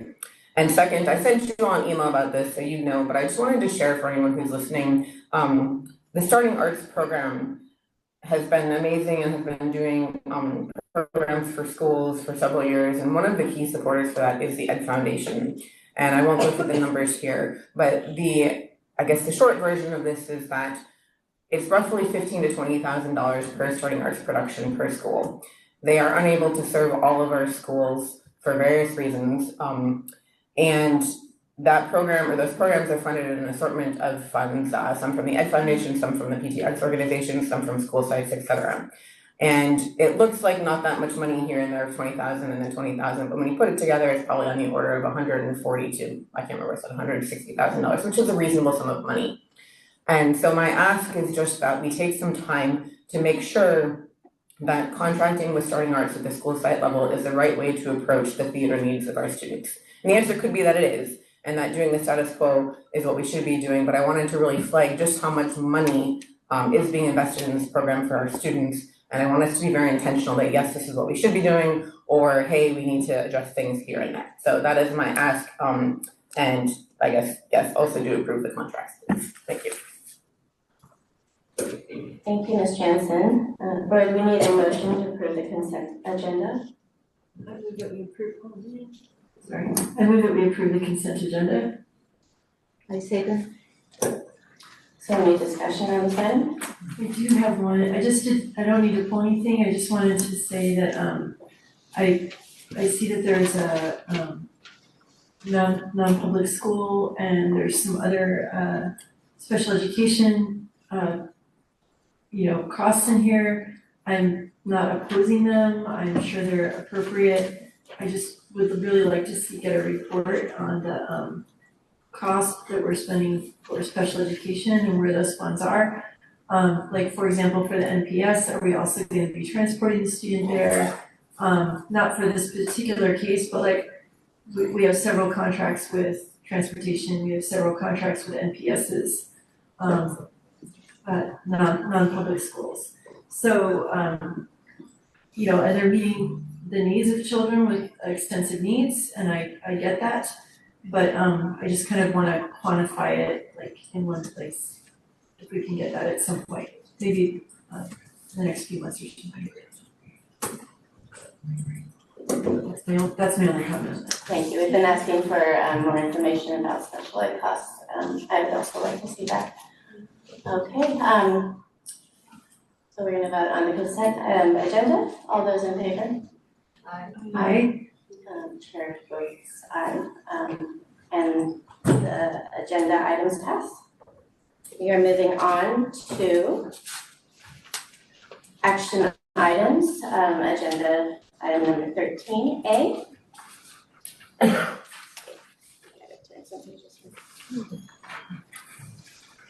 We're moving to review and action. A reads approval of architectural services agreement with ADIS Architects for the Cherry Chase Elementary School Modernization Project. Mr. Arthur Cuffey, can you tell us more?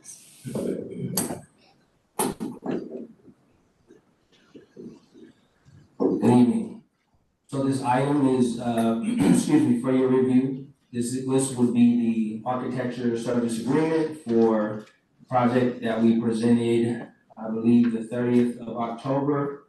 So we've already spoken about the scope of the project, but this would basically allow the architects to continue the design phase. So all the details are in the item. I'm here for any questions you may have. Thank you, Mr. Cuffey. Before the board discusses, it's time for public comment on this item. If there's any member of the public online who wishes to speak on this item, please use the raise hand feature now. If there's anyone in person that needs a speaker card. Since we have no speakers, we would, board, we need a motion to approve this. I move to approve the, the approval of architectural services agreement with ADIS Architects for the Cherry Chase Elementary School Modernization Project. Do we have a second? Thank you. Is there any discussion? I am really excited about this project. The Cherry Chase has been waiting a little while, and you know, just like SMS was kind of one of the last projects, right? Now we're rolling forward again with Cherry Chase, and I just think it's a great opportunity for improving the flow of the whole space and making the architecture match the teaching and learning that's happening. So I'm excited. Any other discussion? I actually have a question. I'm wondering about our architect firms and like how many do we have on contract? Have we been using ADIS for any other projects? Are there other choices that we've already been contracting with? Yeah, great question. So we have several contractors or architects that we've worked with in the past. For the larger projects, we have been rotating. We have QKA on the SMS projects. We've worked with ADIS in the past, and we'll continue to vet different options. Every large project, we go through a process before we select. After the facility master plan, we did a selection of architects among many bidders. We selected, I don't remember, 3 or 4 that are supposed to be on rotation. But we had like 8 or 9 that were trying to get a contract with us, and then we did a pre-selection of the 3 main architects. I think Isabel and I had talked briefly about this before when we met with the facilities team and Mr. Cuffey before. We're interested in, I'm interested in meeting with the architect and having the architects and designers present to us about the flow of the space, especially because they're talking about doing indoor and outdoor and how the indoor and outdoor work together, and then also this idea of a STEAM, a STEAM environment, and because of where it's located on the campus and things like that, I'm hoping that we can, as a board, if the board is interested, or maybe it's just Isabel and I, but I'm really hoping that we can get some feedback to do something maybe a little bit differently, some things that were maybe talked about in SMS but didn't actually quite happen there. Well, that could happen on that new bond committee, right? Which I think is partly the purpose of that, right? Yeah. Correct. It's like to kind of have, it would still come to all of us, but you guys would maybe have more discussion stuff. Yes, that new committee would allow 2 of the trustees to engage in those conversations and be in front of that. But we would still need to find a way to bring all of you together through a study session to get those updates and to also contribute to those conversations as well. And Mr. Duffy, so how long ago did we go through the process to select our current architects? For this project? Yeah, no, just in total of the architects that we're currently using. That predates me. Let's say Isabel was a part of, it was just after we did the master plan, right, that you did it. During COVID. I would guess 2022, 2023, around the time of the facility master plan. Yeah, we would know, yeah, later.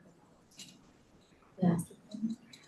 Okay, so I've seen QKA and ADIS regularly. What considerations are taken when you're deciding which firm to use versus the other for the project? Yeah, so it goes through a RFP process. The responsive architects would give us,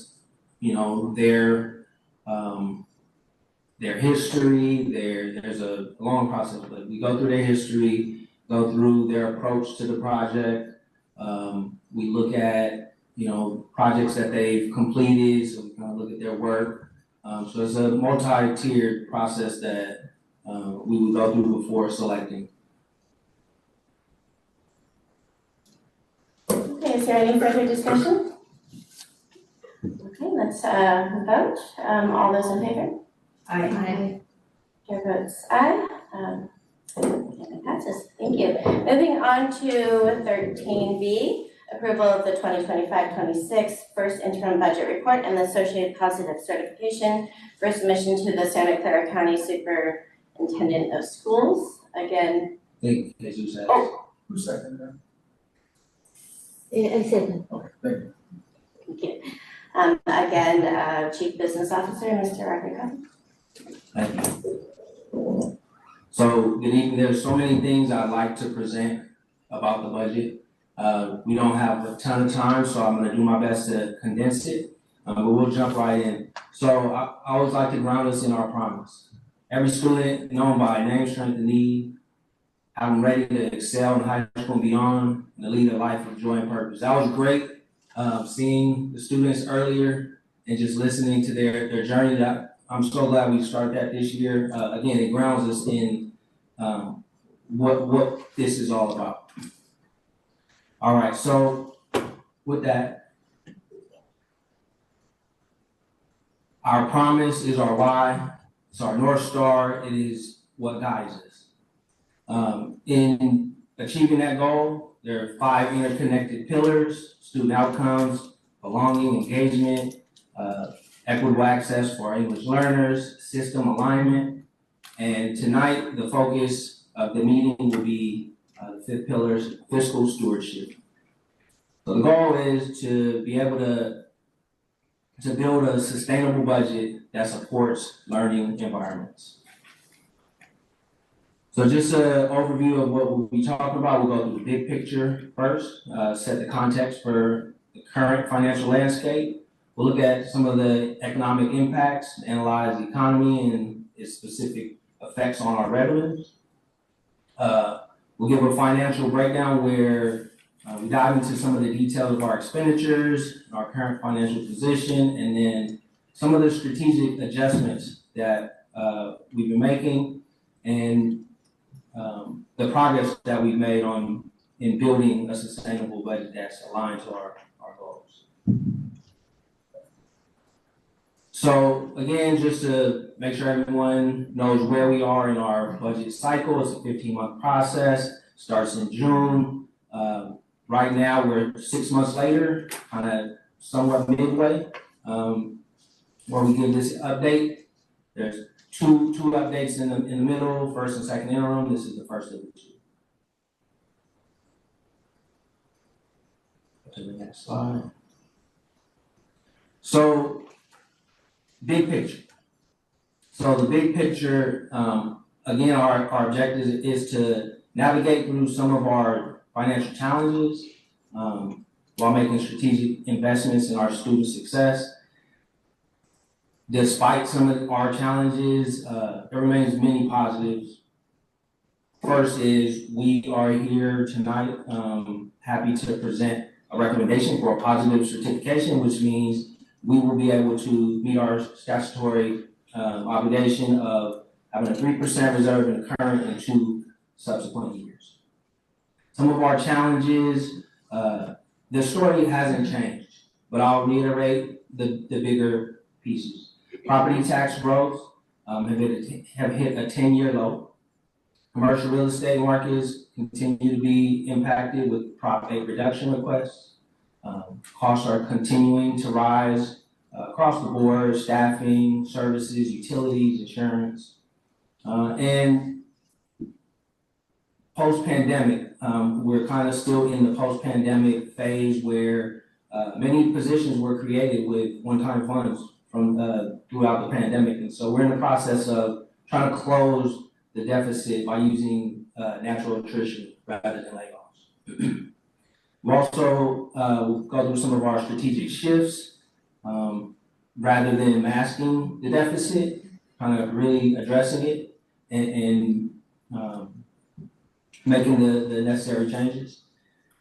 Building some efficiencies in our process, and in general, just calibrating. We're in that stage where we're still calibrating and finding balance between being thoughtful and supportive of our incredible staff, but at the same time identifying the efficiencies that will be required to achieve sustainability. And again, always keeping our promise.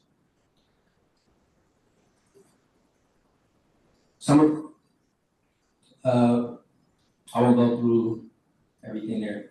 So the multi-year projection, again, big picture, what you're looking at here is the unrestricted general fund. This is kind of what it all boils down to, if you want to know like the health of our financials. And so the key takeaway here is, although we've made progress since the budget adoption in terms of lowering our expenditures, a deficit remains. So we still have ground to cover. As you see, this is a snapshot based on the best information we have at this point in time. Key point is just caution that by the end of our projections show that by the end of next year, we will officially be under the 20% local reserve cap, or local reserve minimum. Excuse me. Next slide is just a visual of that. And so we went from 34% to 29%, and those are already in the books. We're projecting to go down to 26%, and then the following years we would drop below that 20%. So there's still work ahead of us.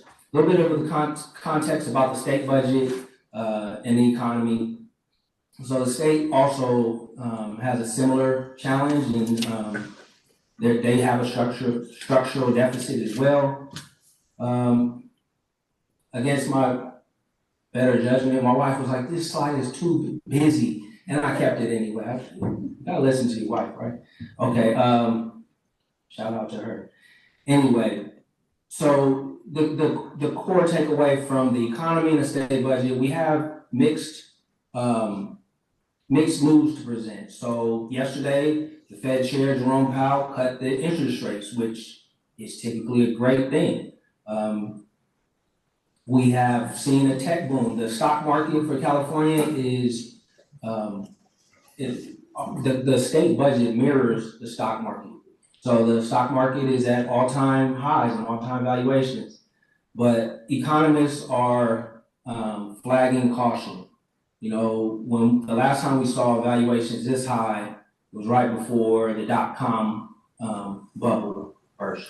So another large factor for the state is the actions at the federal level have shifted costs to states and counties.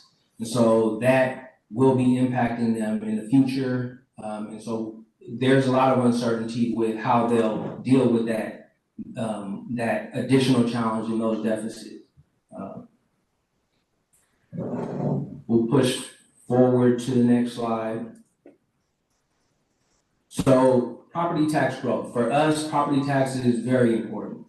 I have that quote directly from Greg Monteverdi, the acting county assessor.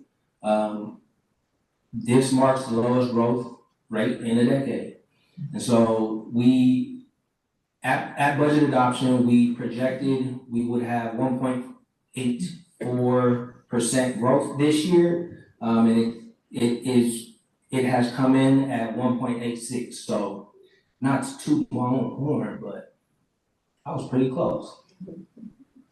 Okay, I'll keep the jokes for later. Also with revenue, we saw some one-time funds, which are great.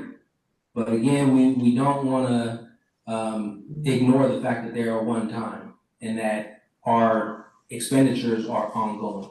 So the student support and professional development block grant, large word, or large acronym, is one-time funding, and we've already started to use that in a strategic way. But it does not close the gap for us long term. Next slide. All right, so I'm gonna dive a bit into this slide. So I wanted to go over what are the largest changes from 6 months ago when you guys adopted the budget to now. So in summary, not much has changed with certificated salaries, but slight, and this is the general fund as a whole, a slight decline. The majority of that came from management positions that we did not fill, certificated management positions that we did not fill. Classified, we had about a 4.3% decline from the projection to now. Also natural attrition, many of the positions that we created with the one-time funds, as we have seen vacancies arise, we've been running them through a process and being strategic about when we fill and when we don't. Benefits just kind of move in alignment with the salaries. The supplies, we've made some good progress here in the spirit of good public fund stewardship. We are requiring multiple quotes and competitive pricing for larger supply orders. So for instance, in operations, we've had a vendor that we've worked with for many years. And we implemented this and got multiple quotes and found out, sure enough, we were pretty much better off going with another vendor. So for common goods like custodial supplies, we want to go with the get the most bang for our buck. So we captured some savings in doing that. Going to services, we're down about 1.5 million in services. That's about 8%. So there's a lot there, and just in the spirit of time, I don't want to take too much time. If you guys have questions, I'll double click on a lot of these for you. But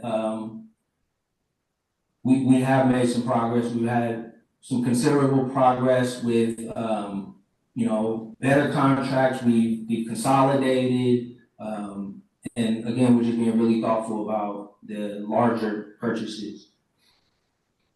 For the capital or long-term investments is, I think, a term that people will understand better. No change. And for the other outgo or the payments that we make to other funds, we actually saw we had a positive.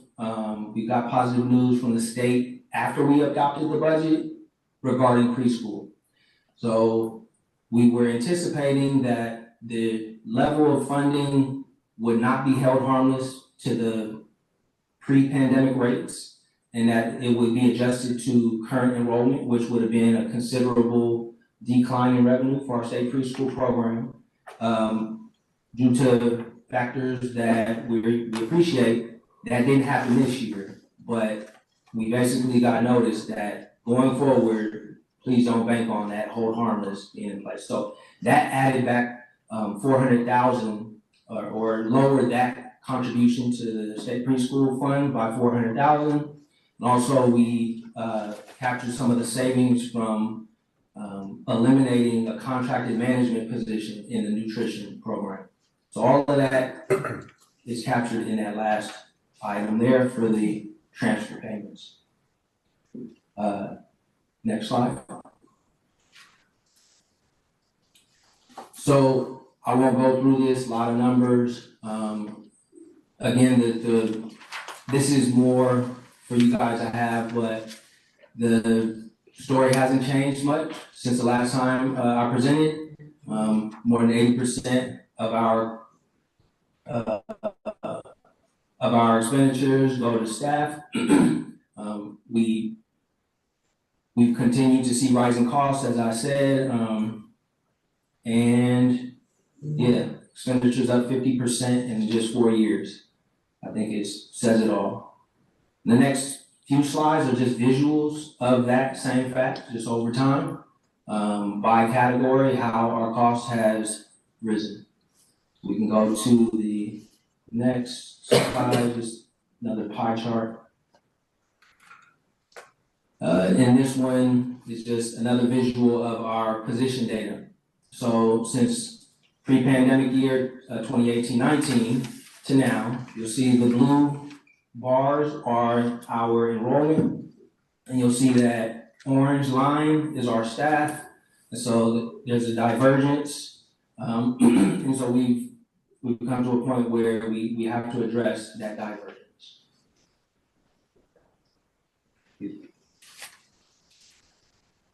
Wanted to include just some general costs of positions and talk a little bit about the other associated costs outside of salary. I think when people typically talk about position costs, they're just thinking about salary. I wanted to make sure that we understood there are other associated costs that are actually pretty significant. And so these are just to give you and the public an idea of the average cost for these kind of groupings of staff. We can go to the next slide. And this was just a brief visual of if there's a $1,000 payment for a certificated employee, there's an additional 22% on top of that. So $1,000 becomes $1,223. For a classified, $1,000 payment becomes $1,361. And that doesn't include the health and welfare costs associated for employees. So as you all well know, the cost of health and welfare has been continuously increasing by enormous rates year over year. So the range of the cost per employee is from zero for people that don't take benefits to over 52,000 per employee. So that's a reality that our budget has to weather.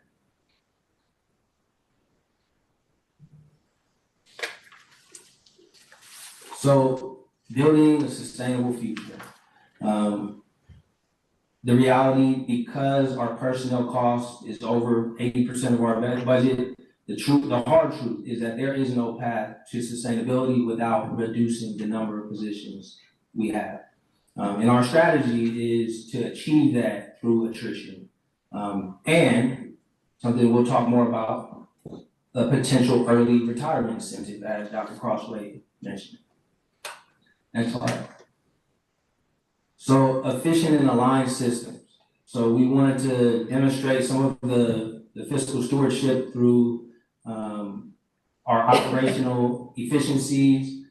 For instance, we have discontinued a lot of spending on credit cards. So more than 2/3 of that cost is projected to be lower this year. Contract protections and provisions. So making sure that we have vetted contractors for a safer experience for our students and just better contract language.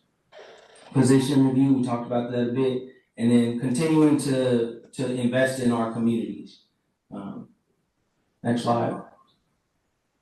A few of our investments and needs that still remain. One is a technology refresh. We had a large amount of Chromebooks that we purchased during the pandemic, and those are becoming,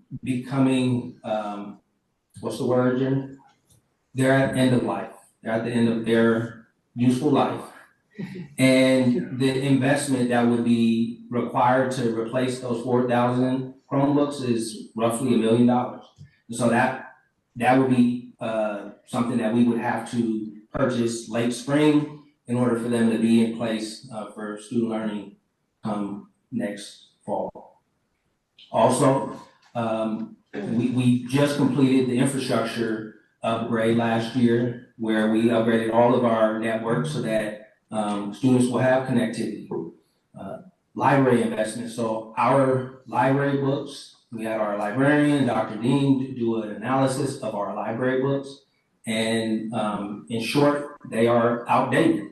And so we have strategically started to invest into the special reserve, about $250,000 a year, similar to what we did for the infrastructure upgrade for technology, in order to get those upgrades and new library books to our students. Next slide. It was mentioned earlier, our special ed program and our commitment to equity and serving students with disabilities remains foundational, and it is non-negotiable. But the reality is that the program is expensive and those costs continue to escalate. Here's just some numbers and history of the realities of the cost of the program. And the red numbers illustrate the cost to the general fund, the contribution from the general fund to the program. And so in summary, we have some challenges that are known. Some of them are new, some of them are not. But we've made some progress, and we will continue to do our best to get us to sustainability, and again, make sure that we are executing on that promise. It was Isabel, again, we gotta get those t-shirts. You said it best, but we made the promise, now we gotta go out and keep it. So that's what we're here doing every day. Night and day, we're trying to keep that promise. So with that, the official business would be to approve the certification of the second interim budget. But hopefully the report gives you, and the presentation gives you some context as to where we are. With that, any questions you may have? Thank you, Mr. Cuffey. Before we move to public comments, are there any clarifying questions from the board? Okay, if there's a member of the public online who wishes to speak on this item, please use the raise hand feature now. If there is anyone here in person, I'll need a speaker card. Do we have any speakers in person or online? Okay, please go ahead. We have Gita Golakota. Thank you so much for the presentation. It was awesome. A lot of details, and we've been seeing these trends for the past year as you have been presenting, and I have been asking around if we should be considering another bond measure or parcel tax, especially parcel tax on the corporate buildings, standing parcels, the business side of it, to raise sufficient money for the district's sustainability, as well as to improve the services and teaching staff and the shortages that we are coming up with. So that's my only comment. Thank you so much. Thank you, Ms. Golakota. Board before discussion, we need a motion to approve, please. Okay, I move to approve the first interim budget report and associated positive certification for submission to the Santa Clara County Superintendent of Schools. I second. Okay, we have a motion and second. Discussion.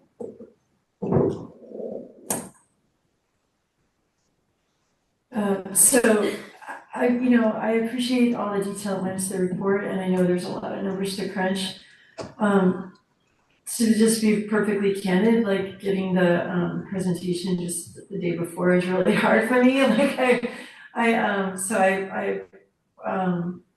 but I really appreciate the visuals, and I don't think that slide was too busy. That slide worked for me. That your life was saying. But anyway, I just in general, as far as like the cost, there's also changes in federal funding, right? Like, so we're seeing, I know special education is only funded, it's supposed to be funded at 40% by the feds, and then more is supposed to be made up by the state, and we only ever get funded a fraction of that, right? And then the cost is just very different. So we're having more and more students, a higher percentage of our students assigned to it. Is there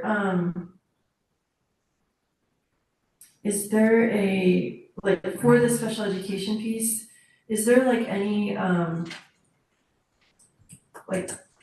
one summary impact for like how that's affecting like the increasing cost of special education in general? Because the students need it, right? But so I'm not disputing that. I'm just wondering, like, if the jump to the general fund on that one slide, it's substantially more than it was just a few years ago, right? So I just had a question about, like, is special education are the special education costs a defining feature of the shortfall in addition to all the other issues? Yeah, it definitely is a contributing factor. Again, the reality of the program is that it is expensive, it is growing, and so definitely puts additional strain on the general fund. But I would say it's not the only factor. And then my other question was about, the gap for declining enrollment. Like, it looked like in 2021, maybe, like, I don't really understand, like, exactly, like, it's the number of staff and the number of kids, but I don't really understand that that's, even though at one point it's gone up and down and there is a gap there, like, how much of the gap, like, are we, I mean, if you're saying, are we overstaffed for the teaching side of it? Like, is the teaching, the average classroom, is the ratio for the classroom, like, we have 24:1 for elementary and 32 for upper grades, 4th and 5th grade through middle school. Are those ratios about in those places? I thought we saw something where, like, it wasn't too far off from that. So are we overstaffed in other places? Or is it also in? Great question. Yeah. I would say we've made choices over the years that fit the time that we made those choices. I would say over the last several years, the growth, and I think I've given this data, I don't have it exactly in front of me, but the largest growth has come in the classified region.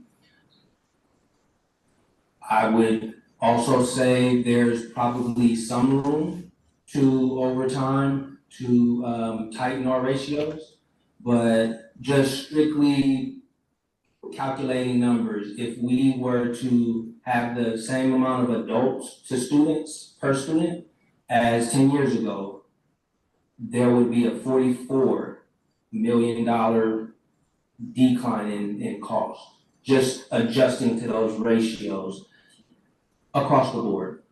And it would be more detailed if we looked at certificated only. So in summary, I would say through the increase over the pandemic, we do have that structural gap that we need to right size, but yes, there is probably some room in certificated, but most likely more room in classified. Thank you. Any other discussion? I also had a hard time, thank you, Dr. I also had a hard time with the presentation. I noticed from when we received the email with the presentation to today, there was other slides that were not included, and my eyes are too old to be able to see it on this printout nor over there.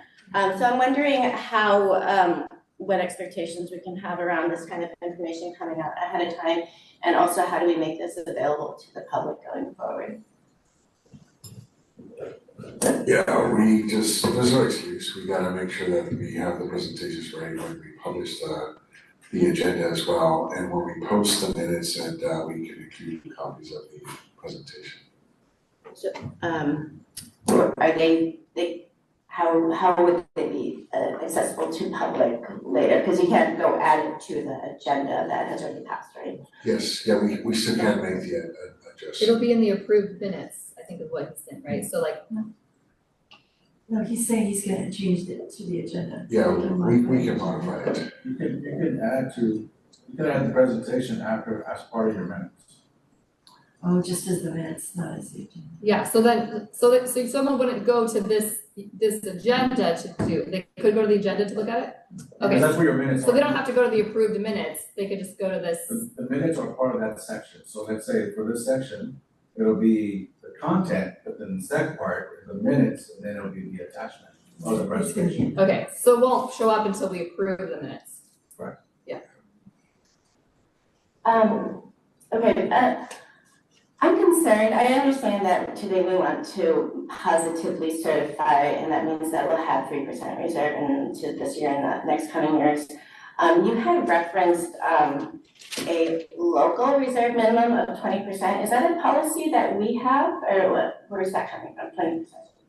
Great question. That is a resolution that the board passed. I was supposed to bring it back last year as a policy, as a recommended policy, because policies are better than resolutions. But it is currently just a resolution that was passed by the board. Okay, so it's a resolution that's not necessarily a policy, it's kind of like an aspiration, is that It's correct? a practice we've had for a really long time. Because our reserve used to be much higher. Okay, I just don't know the history of it because I wasn't around, so just wondering how long we've had that practice. I think as long as I've been on the board, we've had I had assumed it was a policy, but then I found out that it's not just recently. But that's how we functioned as if it was, even though technically it wasn't. Which is, sometimes that happens, right? You have practices that you realize, oh, these aren't policies, we need to make them policies. Okay. So I heard that we need to right size staffing, and we had this upcoming item about incentivizing early retirement. But that doesn't seem to make up for that gap in the losses, right? If we're looking at that reserves, the graph of the target reserve, I don't know if I have a slide number, but the bar graph, right? What other, you referenced efficiencies, what other efficiencies in calibration can we be expecting? So one of the things that we've been doing since the start of the summer is also looking at all of our major contracts, 50,000 and up, right? And working with HR to look at our staffing ratios and how do we compare to neighboring and comparable districts as well. Not only for certificated, but for classified as well as management. So looking at contracts, looking at our staffing ratios, and of course doing the early retirement incentive. And then probably back in August, we moved forward with a limited hiring freeze to make sure that every position was something that was a critical position, and wondering whether or not we needed to keep all these positions as well. We have to continue to be proactive in terms of looking at all of our costs, but then separately, we also have to be proactive in looking at how we bring additional revenues through philanthropy, foundations, corporations, grants, not only at the local level, statewide, but also at the national level. So we have been pursuing some of those efforts. We're one of 29 districts in the country invited to apply for a National Science Foundation grant for $100 million, which would be a lot of revenue, potential revenue for Sunnyvale, But that's just one example. So we have to continue being assertive in pursuing grants and also building capacity within the organization to be able to write grants on our behalf as well. So those are just some of the things. And the other thing is being transparent with the community. And this was discussed and shared out at the State of the District, making sure that our employees are aware. So we've also had ongoing conversations with CSEA and SCA. This is not unique to Sunnyvale School District. You're hearing from other neighboring districts in the county who are also struggling with their finances, as well as larger systems across the state who are also, having to make very difficult decisions. But we can't forget that a lot of this is also happening because of what's happening at the federal level. And what's happening at the federal level is directly impacting counties. It's definitely impacting the state of California. It's impacting Sunnyvale School District. And of course, it's impacting our employees and our families, including our children. I didn't know if you wanted me to go through some of the things we've already done, specific to contracts from the start of the year to now. Perhaps we can get more updates later and also be, make sure that we're transparent with the public about, what types of efficiencies we're looking at besides the early retirement. Can I come back to special education, this chart that indicates that the cost per student has increased by 48% over the last 6 years? To what do we attribute that really large increase? Can you project that? I mean, I have, is it on the? Slide 49. Is it on, it's on the draft? The Yeah, draft? it's Okay. and if I could just start off with this is special ed services costs have gone up like everything else, right? So the cost of employees, salaries, benefits has gone up. And so that's partially what you're seeing. But the other thing is that we have more students who are now being identified for special needs services than we've had in the past. And that again is not unique to Sunnyvale. This is a trend that we've seen across the state and in the country as well. So those two things together are accounting for some of this. And then here in Sunnyvale, we also have another challenge is that we've over-identified specifically Hispanic Latino students for special ed services. And it's something that we're working on and we have a plan to be able to address that. And part of that is also looking at what are the structures before a student is identified or referred for assessment for special ed services, right? And so looking at a multi-tier system of support, also known as MTSS, what are the expectations in terms of the general expectations when students are in the classroom, what type of interventions and support, differentiated support are available. And again, looking at not only behavior, but also looking at the academic and how do we build capacity with our staff to better able to serve and identify kids who have needs, and also how do we differentiate those supports for students. And then separately, how do we engage our families in collaboration to partner with us, and so that we're building capacity across the entire community as well. So it's multi-tiered, not easy. There's a lot of districts in the county that have over-identified that specific subgroup as well. It's complex. I know of, I guess, please. And we're not certain why, but there's an increased number of special education students across our county, and we don't know why, and in particular in autism. And we don't know where that's coming from or why, but there's just an increase in numbers, and we're trying to figure that out. When I moved here 20 years ago, I was on a message board and I looked for districts that were good for special education students because I had a child diagnosed with autism, and Sunnyvale came up as like one of the top rated 20 years ago. So I was like, that's the school district. I'm like, we can look for rentals in this area. This is the school district I want to be in. I mean, it was like that was our differentiator. So I know that's not everybody's experience, but I think when there is a word of mouth system out there as well. It's a good problem. I was kind of thinking that, I was like, maybe our county's good at it, and that's like a good problem to have, right? If we are meeting those students' needs better than other people. But that's good. I also wonder if when we get the the sort of some other support structures for academic recovery. Because right now, if the safety net is the special education system, basically, like that's where we're gonna see a lot of the academic recovery. So, but thank you, I'm excited about having at least passed the preliminary and understanding the problem, because I think if we don't understand the problem, we can't work on it together, right? So, I'm even though it's not good news, it's important to talk about it.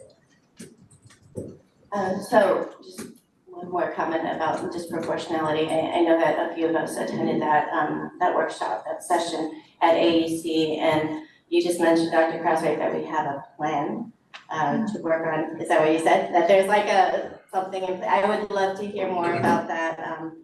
And I recognize it's countywide, but what are we doing to address that? Yeah, so it's what I mentioned earlier and I emailed the plan to each of you earlier this afternoon. But working with Dr. Dean and her team, we've modified our plan to support and address this need, right? And so our plan is now to really focus on building up a robust MTSS system across the district that not only takes into account behavior, but also the academics. Separately is also revisiting our student success team, SST, process so that when students are struggling academically, we're able to come together in collaboration and look at what's been done, what else we can do, and other needs and strengths of children, right? And how do we collaborate with families and staff to develop a sort of a personalized plan to address their needs based on their strengths. And then going through this process and then trying to figure out, is special ed or an IEP the next reasonable step? Because really we want to provide or place students in the least restrictive environment and not just automatically jump into special ed services. Would we be able to maybe I would like to request that we agendize that next meeting or next year sometime. Next year. Next year? I'll say that's connected. I think Peggy and I had talked about, and we talked about a little bit after that thing about this would be a good study session. I think because we have partially because we have 2 new board members who aren't familiar with that space at all, and then also diving into the plan. So we'll schedule that. Is there any further discussion before we go? Okay, we have a motion and a second. Are you ready to vote? Ready to vote. Okay, motion and second for approval of the first interim budget report and associated positive certification. All those in favor? Aye. Aye. Chair votes aye as well. Thank you very much. We are moving on to 13C. Approval of resolution R2613 and amount of support of reimbursements of substitute costs for trustee release time under Education Code 44987.3. All right. Oops. So this is a resolution for your consideration that would take into account and really recognizing educators, including classified staff, understanding that they bring critical perspectives to board governance, yet they also have, they make personal sacrifices, including time off from their personal jobs, personal expenses, and this can be prohibitive and discourage potential board members. So this resolution, what it does, it supports leave of absence and reimbursement, including administrative costs in accordance with state law, which would help remove or minimize any barriers to participating in order to strengthen and diversify the effectiveness and representation of school board members. I believe I need to recuse myself from this discussion, so I'll just move over there. Okay? Yes. So for the record, Trustee Watson is not requesting anything out of this resolution, but you are. Can you explain why you're recusing? Oh, because I stand to be a person who would be asking my other school district to so for example, when we went to ABC, I had to request a substitute teacher for my adult ed ESL class, and if this were in effect, I suppose that I could have requested, the reimbursement to my district for that substitute teacher's time, right? That's what we're doing here? That's my understanding of it. So I think I need to be over there because I shouldn't be discussing, is that? Yeah, I think you can recuse yourself, but you don't have to physically remove yourself from the room or step aside. I won't remove But it's myself from the room. I'll just go sit over there for a minute. Okay, we'll just go sit. I saw it at another meeting, they're like, I sat in the audience, and I'm like, oh, this is another, I'll just get another view. I'll be right over there. Thank you. Before the board discusses, it's time for public comment on this item. If there's any member of the public online who wishes to speak on this item, please use the raise hand feature now. Okay, we also have 2 speaker cards in the room. So we have 5 people total online. Okay, so we have 7 total. We usually allocate 20 minutes for this time. Do we want to continue with the 3 minutes? I would go down to 2.5, probably, because you're gonna have the in-between time. There's a chart on your. Oh, okay, I need to go to the script. 7 speakers, 2, oh, there you go, 2.5 minutes each, thank you. So board, are we okay with 2.5 minutes each? Okay, great. So we have 7 people here to speak either in person or online. After each person will have 2.5 minutes to speak. Please state your name and affiliation. And let's begin within the room. We have Pat Carpio.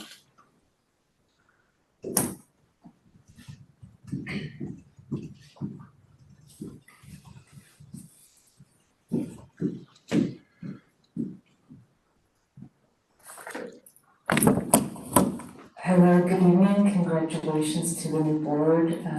Dr. Cresswell, you're in the best hands, and it just feels so good to be in this room. So my name for the record is Pat Carpio Aguilar. I am a teacher here at Sunnyvale School District. I've been with the district for like 12, 13 years now. And I'm here today to express support for a resolution that you are passing today, which is, I believe, our 2613. And this is really important because serving is an act of love in so many ways. You love being able to give to your community, and teaching is another act of love. You give your time, your energy, you just give your heart.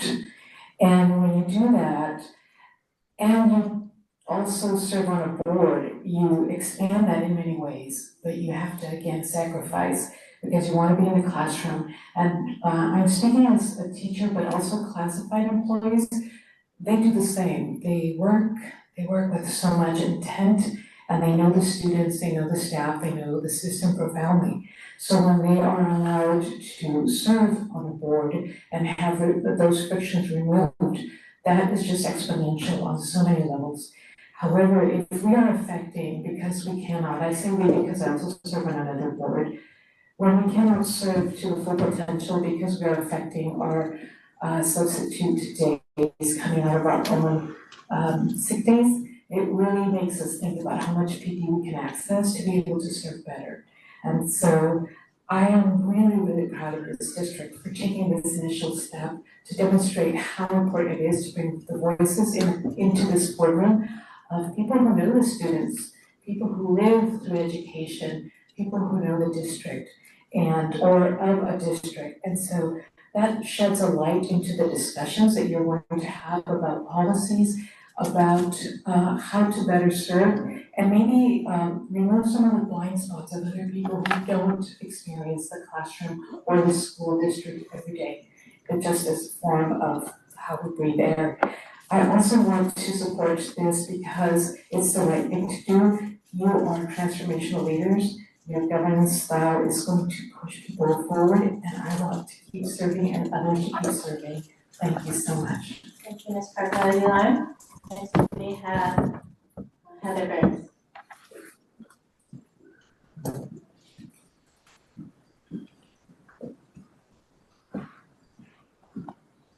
Okay, hi there. My name is Heather Burns and I'm a teacher at San Miguel. I want to thank our Sunnyvale School District trustees for your commitment to our students and community and for your consideration in adopting this resolution. This would allow trustees who are also teachers and other educators in our community to receive substitute coverage days for participating in approved school board activities. This is a great way to make public service and school boards accessible for teachers. Serving their community can be a huge issue for teachers who are school board trustees because teachers are not really given vacation days because it's assumed that we'll be taking our vacations when school's not in session. So therefore, we're only given a very small allowance of sick days that pull together for our sick leave and other personal necessity stuff like doctor's appointments, caring for sick family members. And when those days are all gone, we're penalized not only by salary deductions, but it can actually mess up our retirement plans for when it's time for us to retire. And as you already know, it's so important for our trustees to be able to connect with our community, visit schools, attend professional developments and conferences that may be scheduled during their regular working day. Teachers have a unique position and perspective to understand the needs of the district and community, and they should be allowed or able to serve their communities without having to make that additional sacrifice of their retirement plans. Like a lot of other states, even more rural areas of California benefit from having a lot of retired educators on their boards, but in the Bay Area, we face a unique disadvantage to having retired educators serve because it's so expensive to live here. Usually as soon as someone retires, they move out of state. That's been my experience. And so that leaves our Bay Area school districts in particular with a unique deficit of trustees with that perspective and experience in working in the field. This resolution not only aligns us with the state's recommendations, but it also lets Sunnyvale set a good example to our neighboring districts to be inclusive of educators. We would be joining Mountain View in adopting this really important policy. I ask for your consideration of this item, which would enable teacher trustees and other experienced educational workers to be able to serve our district without sacrificing their personal sick leave and retirement plans. I'd like to thank the board for listening to me and all the other important things that you guys do. I really appreciate you. Thank you. Thank you, Spice. And we are moving to online comments. As a reminder, please state your name and affiliation. And do you mind listing the person coming in? Oh, two people. Oh, yes, thank you. You got it. First we have Susan Humphrey-Salop, followed by Anna Petrero. Hi, can you hear me? This is Susan Salop. I am a parent of an SMS and Ellis graduate, and I strongly endorse the resolution tonight for Sunnyvale School District to cover paid leave per the Educational Code Section 44987.3 for Sunnyvale School District Board trustees who work in other school districts and miss work due to their board responsibilities. It is becoming increasingly difficult to find community members and especially people who work at schools who are willing to run for school board positions. It is a Herculean effort to run for school board, as you all know. Removing barriers for more teachers and educational staff to run for these positions helps to promote equity and bring diverse voices to our school boards. I closely follow the activities of several local school boards, including this one, and the trustees with an educational background, in particular teachers, bring fresh perspectives and ideas that support students. Thank you for your attention and supporting this resolution. I yield my time. Next up, we have Anna Petrero, followed by Jesse Weinstock. Hello,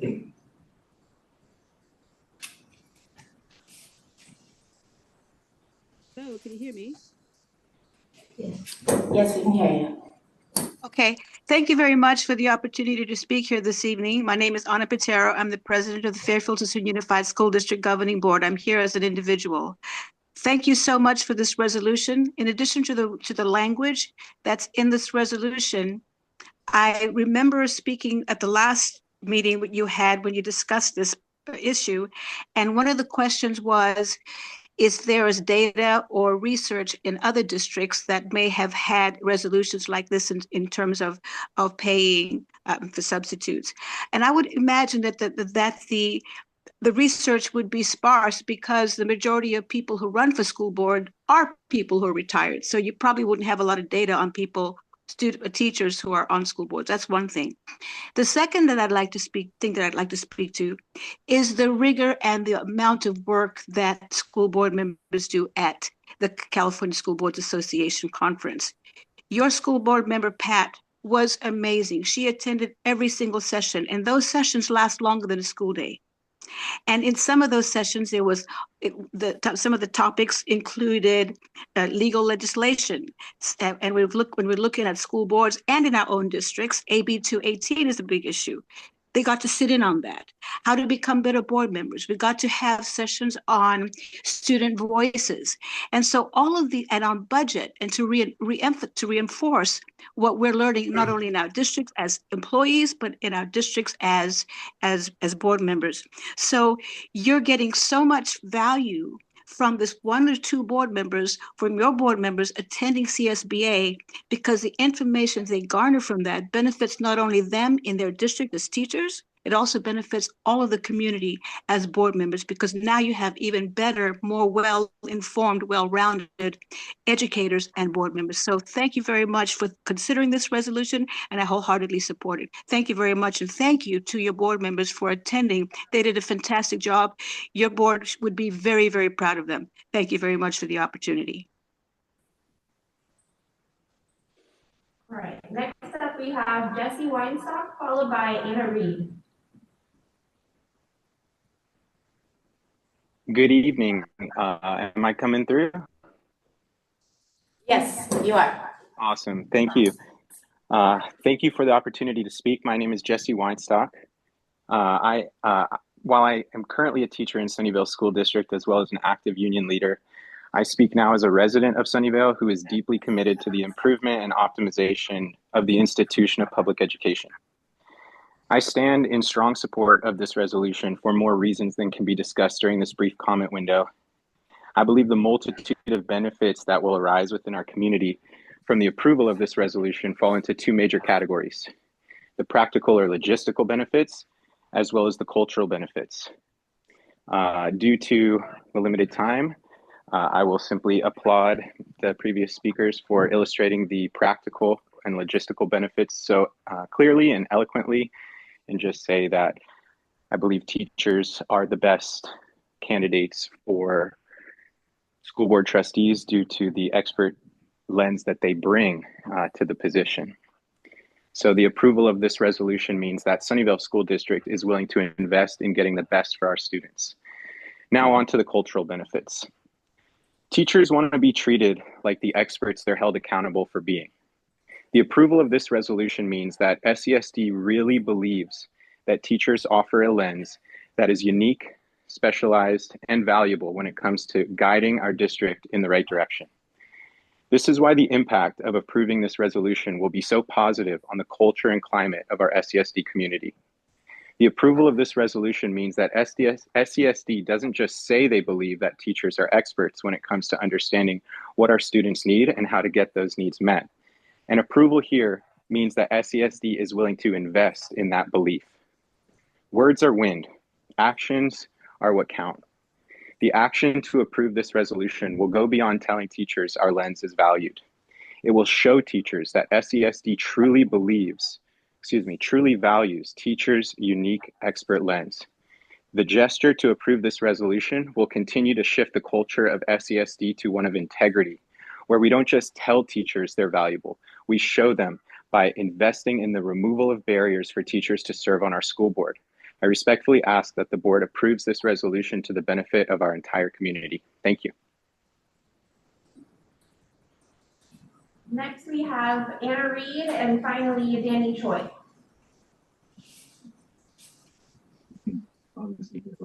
Hello, can you hear me? Yes, we can. Okay, hello, my name is Anna Reed, and I'm speaking for myself, though for context, I come with a background as a veteran middle school teacher in Cupertino and a fellow board member serving in Mountain View. I agree with everything that the other speakers have brought up. I just want to say thank you for leading the way in recognizing the effort and sacrifices educators make on the daily, and for paving a path to make serving the children of their communities in another capacity easier. Educators are always juggling their duties to provide equity over equality because it's what's best for students, and it's commendable for a district to adopt a resolution and lead by example. Having educators serve on boards to advocate for students is great for communities. Thank you for bringing this resolution forward and removing barriers for teachers, and I hope all surrounding districts follow your lead. Thank you. And finally, we have Danny Choi. Hello, can you hear me? Yes, we can. Yes. Hi, I'm Danny Choi, a trustee at FUHSD and a teacher in SJUSD, speaking today on my own behalf. First of all, congratulations to the Sunnyvale Board on your reorganization, and thank you for bringing this resolution forward. When educators are sick, many hesitate to request a sub because the costs too often outweigh the relief that time off should provide. Children thrive under structure, and substitutes, no matter how skilled, are hard-pressed to maintain classroom management, much less continue, say, the planned curricular pacing and the substitute lesson plans. Classroom routines suffer, and every teacher can tell you horror stories about the messes, broken classroom items, and disappointing behavioral reports that they've read from substitutes on the days they return. It really is kind of a stressful situation you go under when you take that time off. Public service has its own rewards, but being a school board member necessitates taking multiple days off during the school year. And as a result of policies which don't reward teachers for this, they are often forced to carefully hoard their remaining leave days. And I appreciate all the work you guys do. Thank you so much. And that is the end of our public comments. Thank you to our speakers, Ms. Salad, Ms. Patero, Mr. Weinstock, Ms. Reed, and Mr. Choi online. Board for discussion, we need a motion to approve.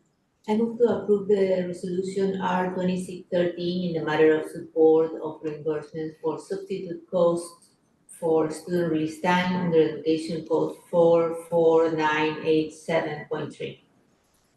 A second.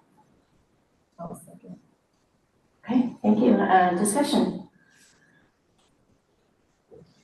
No, I think it's a very important policy, and I'm very happy that we are going to take it. We're gonna make it. The translators can't hear you. You gotta talk into them. Oh, you can hear me? That I'm very happy that we're making this policy. It is very important for teachers and to give them the opportunity to serve also as a board member. And I hope we have, we lead the way. Yeah, further discussion? Okay. I want to mention that that I think it's over 50% of the school board openings last election year were uncontested. And people walked in. There weren't enough people that were wanting to run for school board. It is a big ask. We all know that. And some of the speakers that spoke today in favor are trustees that did take their own personal time. I want to clarify that Ms. Carpio Aguilar does work for our district. I think there's a confusion. She works, she teaches for our district, but she serves on FUHSD. So they did take some time and paid out of pocket, basically, so that they could go to AAC with us. And we all know how important that was, like, for us as a board and also for all the learning that we did. So I appreciate the community's comments and our support as well. Any further discussion? Okay, awesome. Let's have a vote. All those in favor? Aye. Aye. Chair also votes aye. That is 4-0 with one recusal. And thank you very much. Welcome back, Trustee Watson. We are moving on to 13D, approval of resolution number R 2615, authorizing the public agency retirement services PARS Supplementary Retirement Plan, SRP, and approval of the associated service agreement with PARS. Mr. Arthur Cuffey, CBO. Thank you. So the item before you is the approval of this resolution. If approved, this allows for us to engage with the service provider PARS, and B, allows us to begin the process of offering a potential early retirement incentive. So I can go through some of the particulars if you'd like me to about the process and the plan. So basically, this would be a benefit, an annuity benefit that would be offered to eligible certificated and classified staff. The eligibility mirrors STRS eligibility and PERS eligibility. It would be an amount equal to 85% of their final salary would be deposited into this annuity. A few very important components to this is the goal of this program is to generate savings. And one might ask, well, that doesn't make sense. How are you going to generate savings? The potential savings are twofold. One component would be when you have a more senior veteran employee, they're on the latter side of the salary schedule. If you replace with a newer employee, there's typically a savings there, more so on certificated side for sure. But that would be a portion of the potential savings. But the larger part for us would be this could potentially increase our natural attrition and the savings that we're looking to gain through that. I do want to stress that this would open the gate for PARS to engage with our employees over a period of time. There would be an enrollment period that would end February 12th.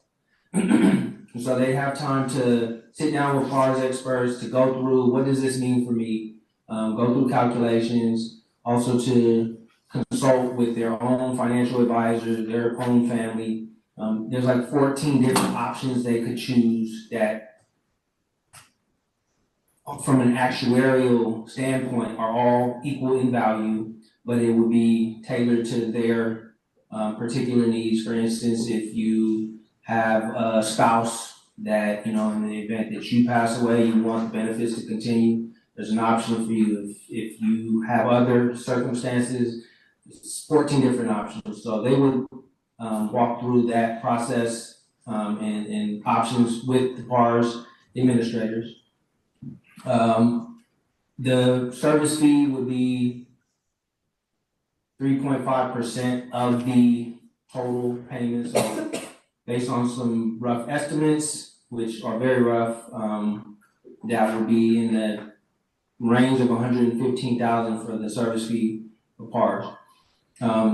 But again, I want to make sure that I stress this point. The goal is ultimately savings. This does not bind the district into this plan. The process will be, there'll be an enrollment window. At the end of that enrollment window, we would get the data. We'd understand who was ready to opt in. We would analyze potential savings, bring it back to you in late February to review that data and then approve or revoke the plan. So,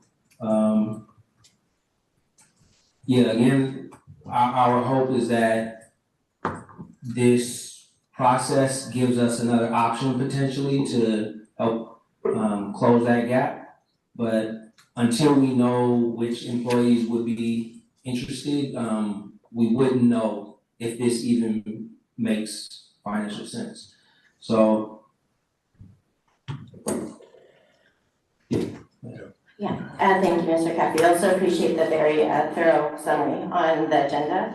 Before the board discusses, it's time for public comment on this item. Is there any member of the public in the room or online that wishes to speak on this item? If so, please use your raise hand feature now. Do we have any speakers online?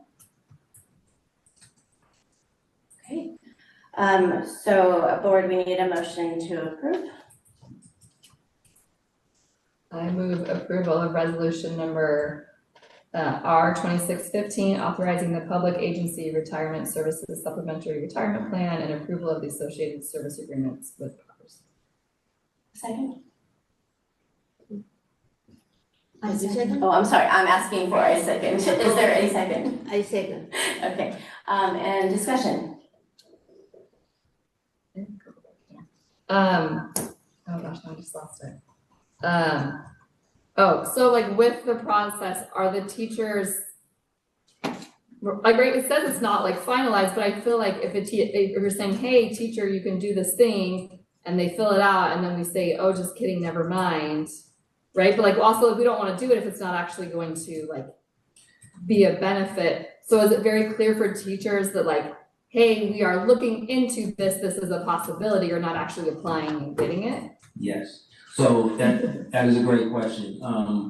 It is going to be made very clear that this is not a binding, if they opt in, it is not binding for the district until we bring it back to the board for official approval. One thing I did, and I was searching my brain for, there was one last thing I really wanted to add.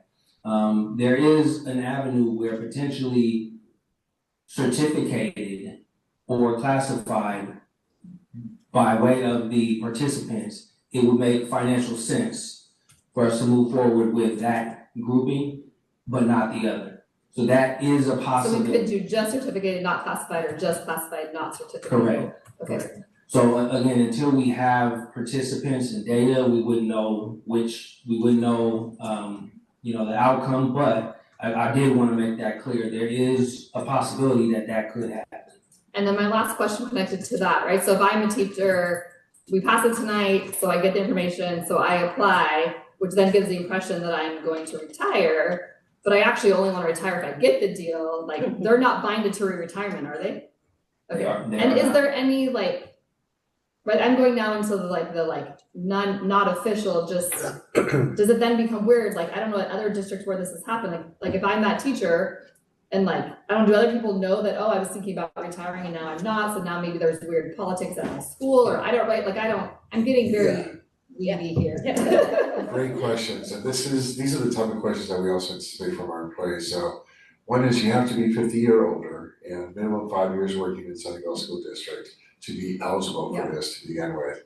But this is going to be confidential. PARS will be able to provide information. You'll be added in sessions, but you're also able to make individual appointments. And we also recommend people to check into their STRS and PERS for retirement options and what that might look like personally. But this is not going to be like, we're not going to publish a list. So if I were to be doing all this, it would all be totally confidential. Nobody, like at my school side, would know anything about it. Once it comes to board, so if it does make financial sense for the Sunnyvale School District to move forward with this, that's when it would come back to you for consideration.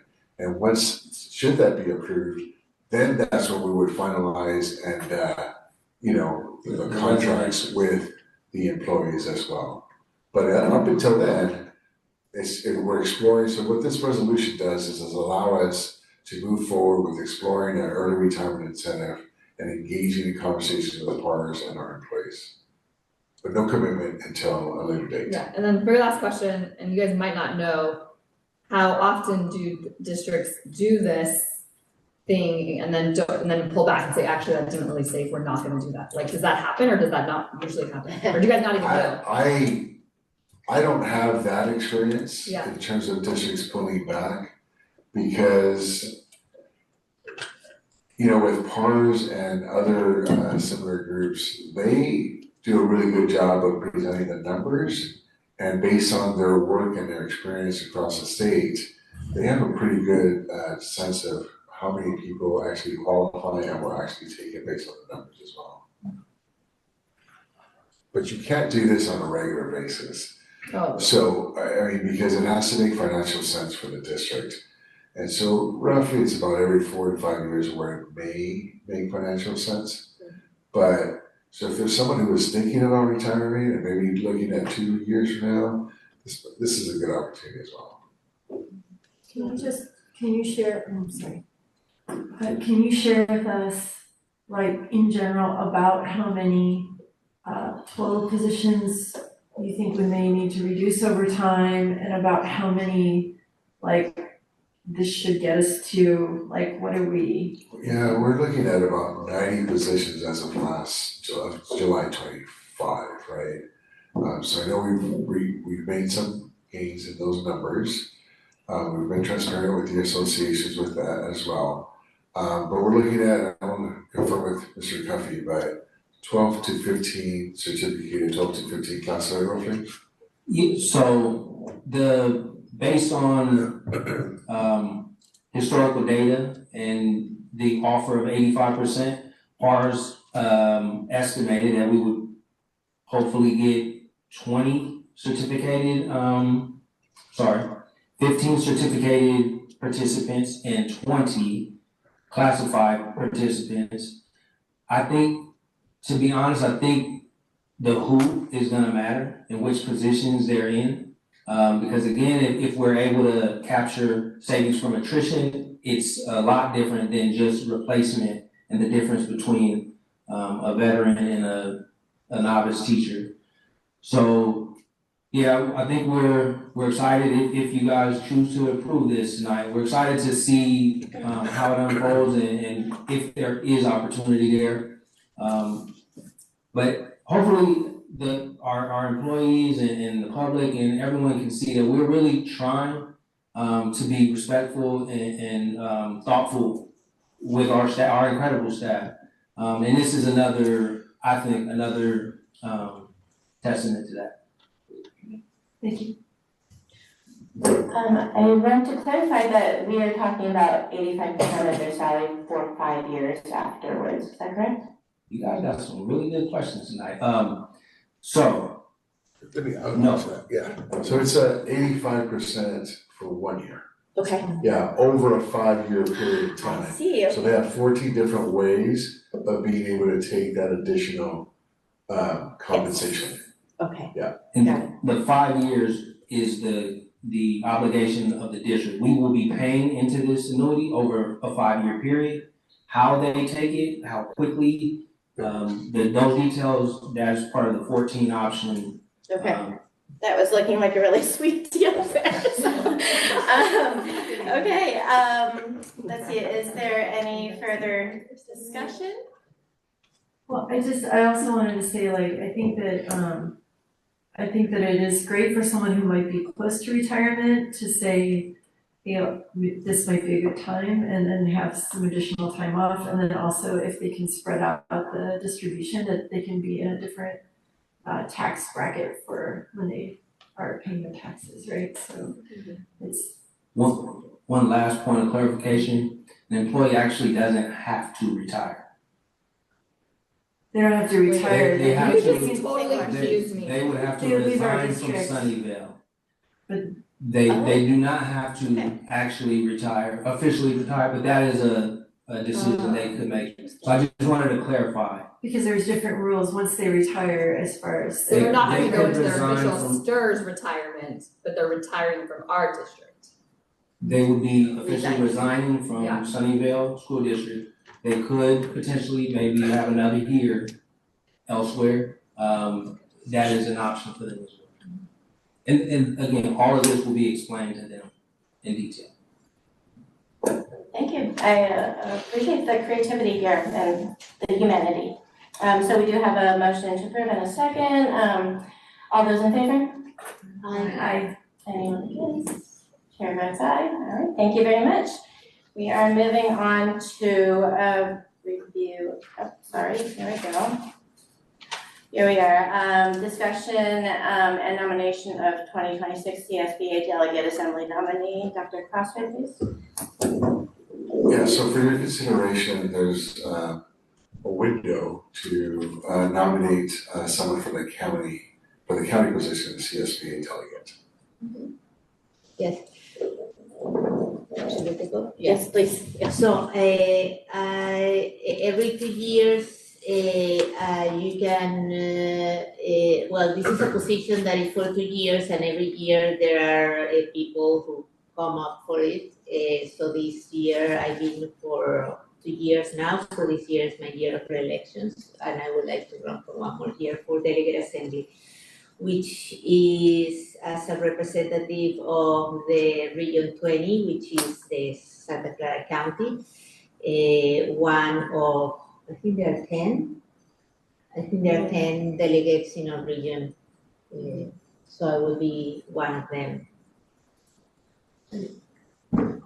They're on alternating, just for more information, they're on alternating cycles, so I think there's like 4 or 5 up now and then Yes, later. 4 now and 6 later or something like that for next year. So, and I would like to get re-elected for this position. Before we move to further discussion, is there any member of the public online or in the room that wishes to speak on this item? Speakers online? Okay, thank you. So we're making a nomination, right? It's like I nominate. Yes. Would you like to make that nomination? Yeah, so I nominate Isabel just to be delegate assembly nominee. Is that the right terminology? I'll second, let me second. Perfect. Any discussion, further discussion? You're doing a great job. Yeah, and I just wanna say that like, I think that everybody should run and serve on delegate assembly at least for 2 years, because it's the policy arm of CSBA. So it's like a very intensive, it's like AEC on steroids. You get a lot of information. It's like a fire hose of information, but you get to hear a lot of stories. You make a lot of connections with people all around the state, and hear what their boards are doing. So it's just, it's kind of like going to coast, and that it's like that kind of like funneling of information and training. But also, it's just, when Reed Myers, our former colleague, was on it, there was a lot of fighting at CSBA because the way that their bylaws were set up was that the board would move to do things and the delegate assembly had to approve it. And delegate assembly stuck their heels in and they said, we are not approving anything you do. So my first delegate assembly, everything that the board proposed for like, even just minor bylaws changes, minor things, they voted down everything. They didn't approve a thing that came up because they were like, you need to involve us in the policy, and they came up with these policy pillars. And so now when you're on delegate assembly, you sign up for a different area, right? So it could be like improving the lives of children, or it could be governance, or it could be these different things.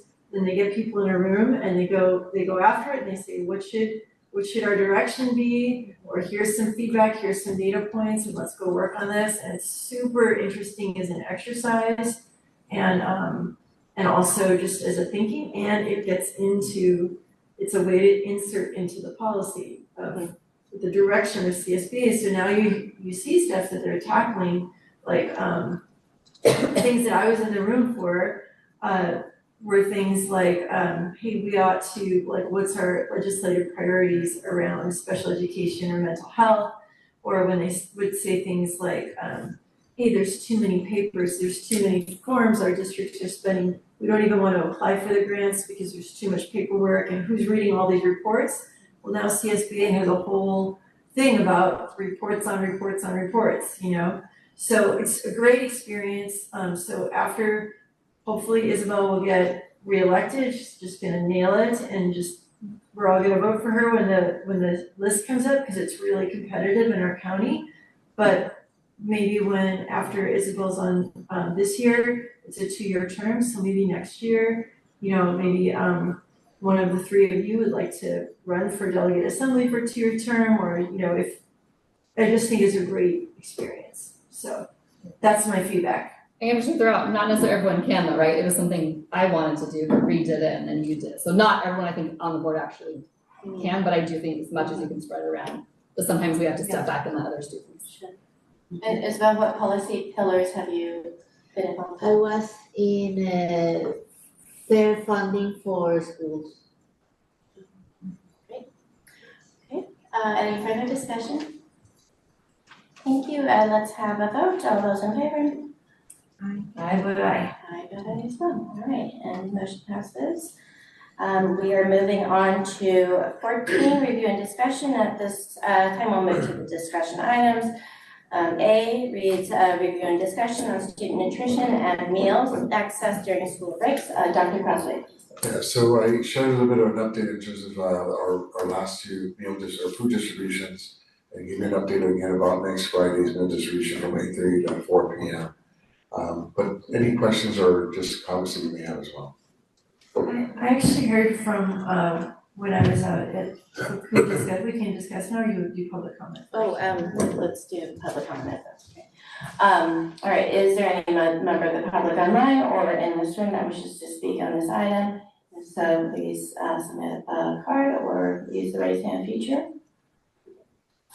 Okay, before discussion, we don't need to make action, right? Okay, so let's go ahead with discussion, please, Trustee Watson. Yeah, so I was up in San Miguel the week before food distribution, and I talked to the outreach coordinator there, and she was saying that for some families they could pick it up from the school site. It'd be very difficult for them to get to the district office.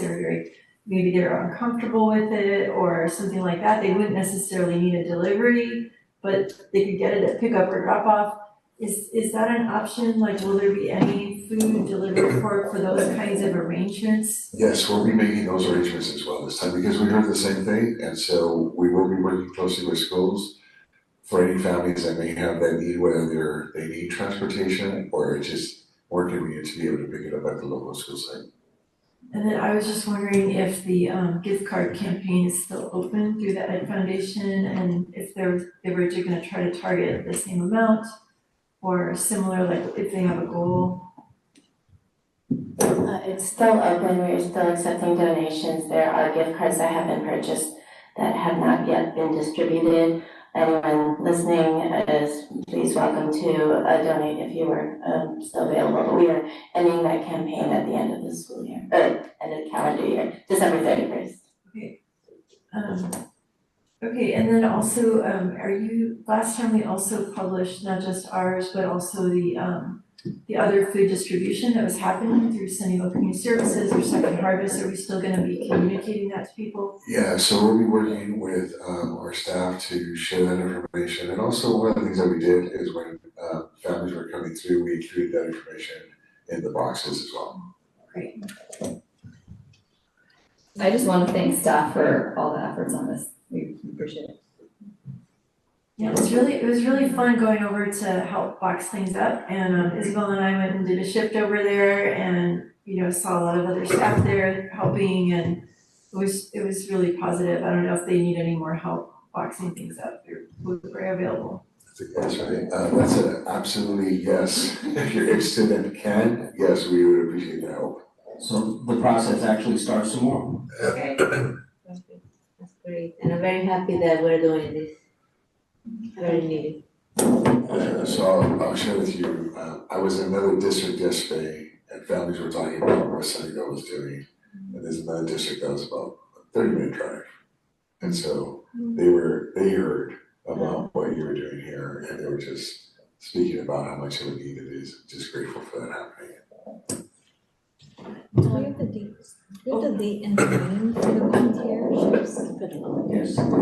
So tomorrow is the first, and there was already some outreach that Director Slayton gave out, but I have kind of a summary.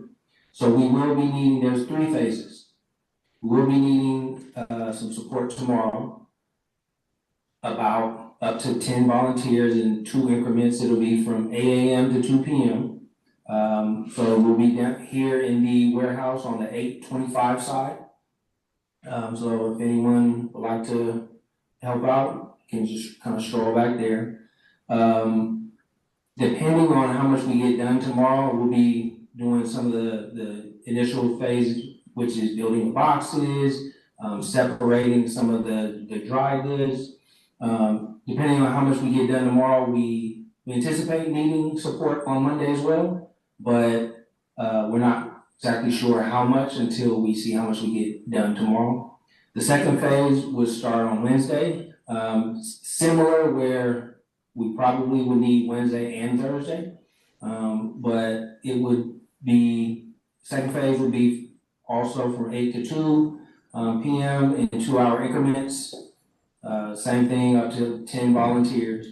And the third phase is during the final distribution on Friday. And that is pretty much all day from 8 to 4:30. And for that, as many volunteers as possible, we anticipate having a large turnout. And so, yeah, that's kind of the breakdown of the 3 phases. Starting tomorrow, so that'll be Friday, Monday, and then Wednesday, Thursday, and then the following Friday. For Anyone 18 and up can help with that, right? Yes, there was actually someone under 18, but they were accompanied by their parent, so I think that's has been. For the distribution. Sorry, for the distribution. And he was quite a help with the sign. You saw him. Yeah. And then Arthur, is there a sign up link or how do people volunteer?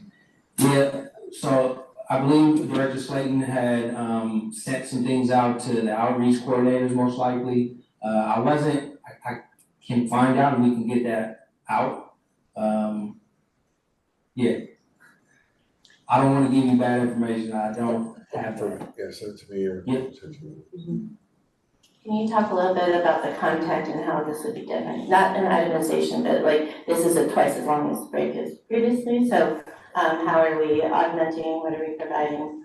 Yeah, Generally, sorry, so the first round, we wanted to make sure that we did from when the students are not with us to when they get back. So it was a 9-day duration.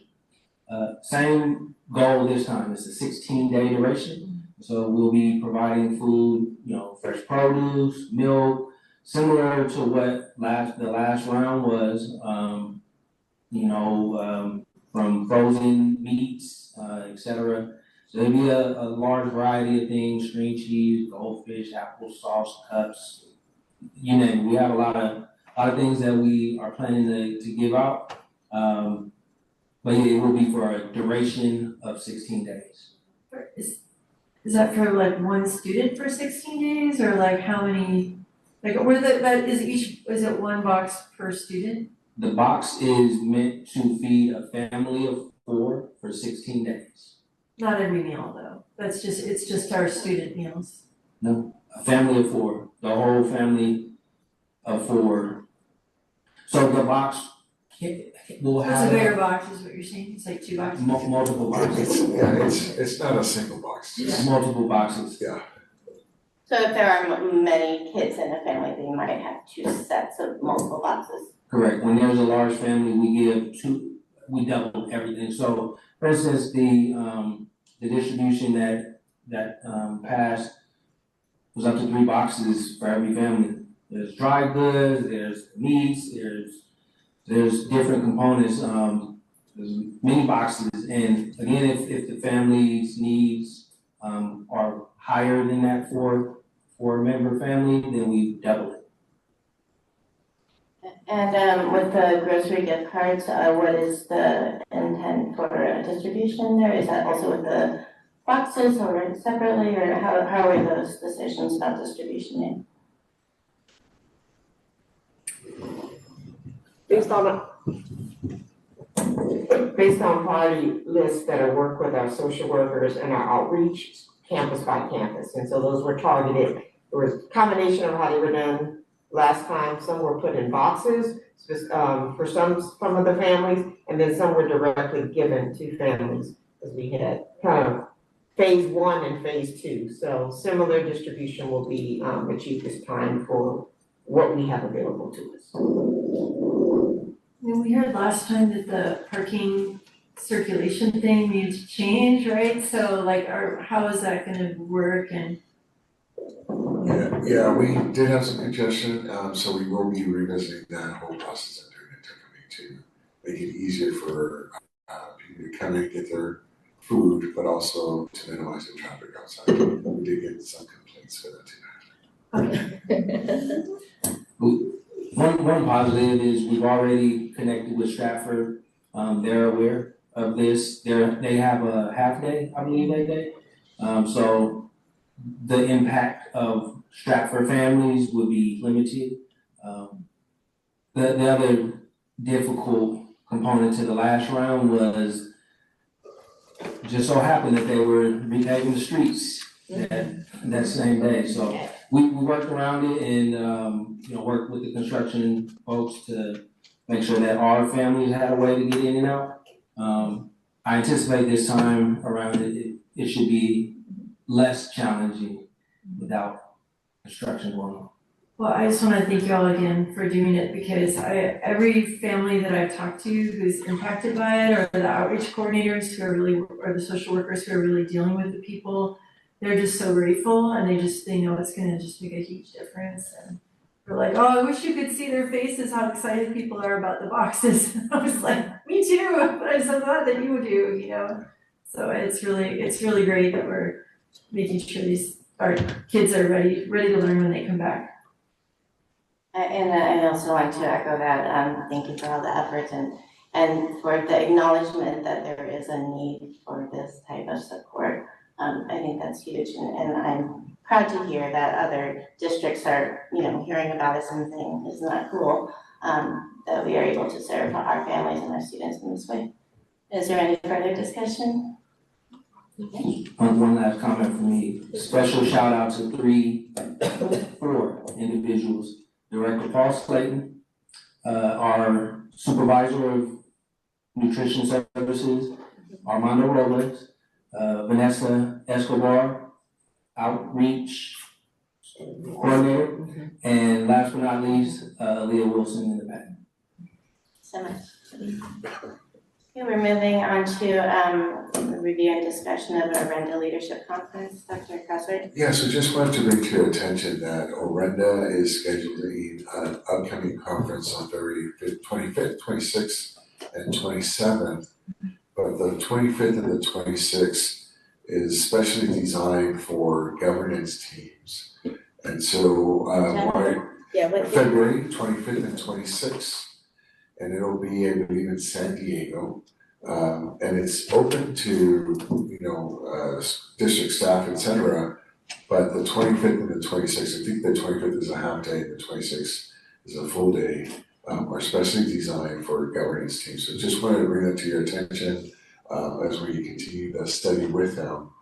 This is a good opportunity for you as a board to consider attending, getting to know other districts who are also doing similar work. We have already completed the study and are moving on to other phases in their partnership with Orenda, but also for you to just come together and better understand some of the work and some of the potential next steps as well. So I had a question. I think we need to do public comments. It's time for public comment. Is there any member of the public in the room or online that wishes to speak on this topic? Please raise your hand now. Okay, great. Let's move on to discussion. Trustee Watson. Sorry, I just had a clarifying question, or just a question. So we already have a governance board meeting on the 26th.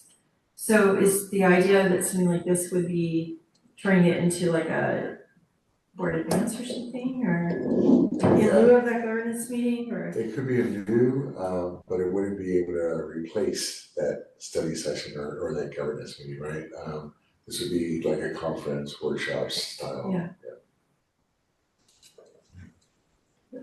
So is there like have you talked to them about this? Did you attend this when you were working with them before, or? No, this is something that they've started recently, so I've not experienced it, and I have not attended anything like this. We did get, I believe, 2 of our principals who attended something similar already in September, but they were there for the 2 days after the governance team. Well, I'm personally interested in going if we all go. Like, it's something we would all do together. Is that the idea? Yeah, it doesn't have to be the entire team. It can be the entire team, but it doesn't have to be solely if everybody attends. And where is it? It's in San Diego. It's a Mission Bay Resort in San Diego. That was kind of my question, similar to Bridget's. Like, is that and maybe you could ask Brenda a little bit, like, is it most beneficial, the greater number of board members, or if it's just more they're thinking is like, no, we actually only want like a couple board members to come, like, what is their? Yeah, so it's actually the governance team or a few members of the governance team, including superintendent, executive cabineters, and cabinet members and principals as well. And do they have a past like agenda to kind of look through? I can get you that information. To get kind of better idea of like what it looks like. Yeah, because it's a big time commitment for, like all of us to like go away for that, to like the middle of the week, right, to go do that. But if it's gonna help us get deeper into a deeper understanding of the work that we're trying to do in our district, to like help us make it's like going slow to go fast, right? Like, so we get a deeper understanding, do a deep dive there versus what we try to do a study session here would be shorter probably, but maybe more tailored to us, so. Yeah, like how much would it really help us with our work? Because if it would, I'm like, Bridget, that would be great. Yeah, I also wanna know about the value. Okay. Yeah. Thank you. Moving on, review and discussion, coast to coast, and Dr. Cresswood. So I know at the last governance meeting, there was a conversation about coast to coast, about 2 trustees attending. But opening it up and seeing if there's any other interest before we go ahead and begin the registration as well for that. Open up room for public comment. Is there any member of the public online who wishes to speak on that item or in the room? Please use your raise hand feature or submit a card. Is there anybody that wishes to speak? Okay, Trustee Watson, please. Well, I was just gonna say, like, in our last conversation, I think because it's during spring break, it's a challenging time for people to go. And I think, as Lily said, well, I'll go if nobody else wants to go. Peggy's interested in going.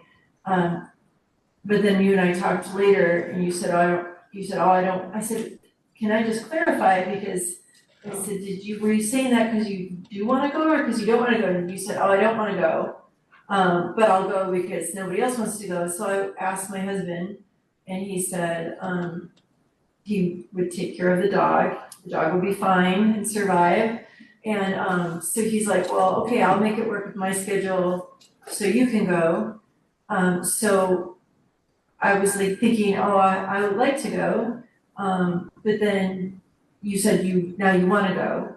So I would like to be considered as an alternate to go. If you guys want to go together, If you want to go, yeah, don't worry. I mean, if you figure it out and you want to go, you can go. But I'm also happy to be an alternate because something changed, right? Like, I don't know. Have you both already gone 2 times? Yes. Yeah. Okay. So I think one's only gone once, then that person should go. Yeah. Yeah. Actually, I think I've been 3 times and you 2. Yeah. So maybe. That's okay. For the 3rd time, yeah. Only if you're okay with it, because I know. Yeah. Okay. All right. So if you could put Peggy and I down.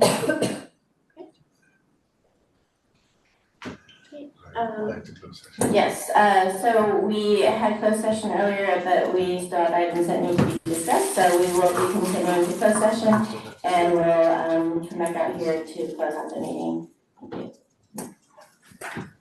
Good night. Thank you. Thank you, thank you guys for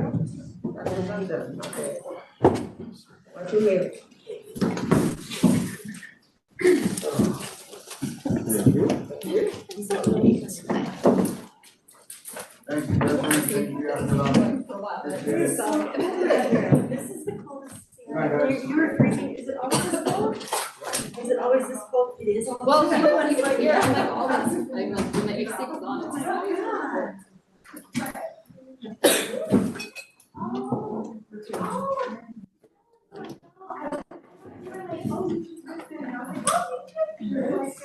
like, I am definitely gonna be Are you sick? Sort of? Yeah, we're talking about all of you. I'm on the real. You're all sorry. Okay. Sorry. Aaron's gonna lead this too.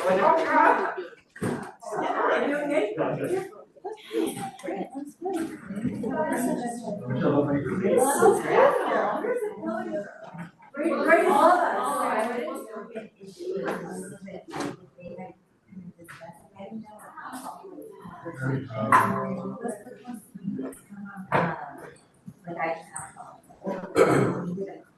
Oh, okay.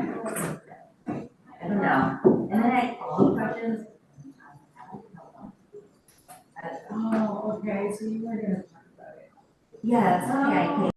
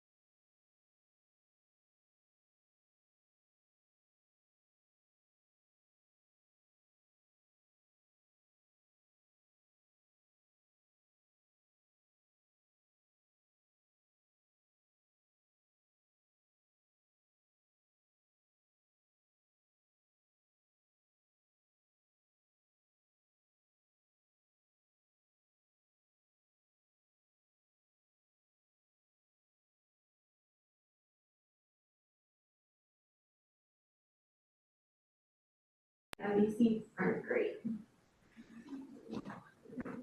Well, I have my leg up, no.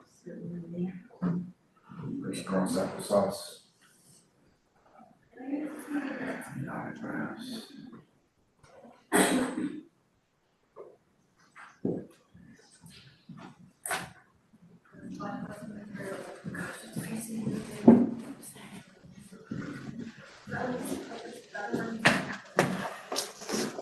I need everyone to be in here to, yeah, ready. It's so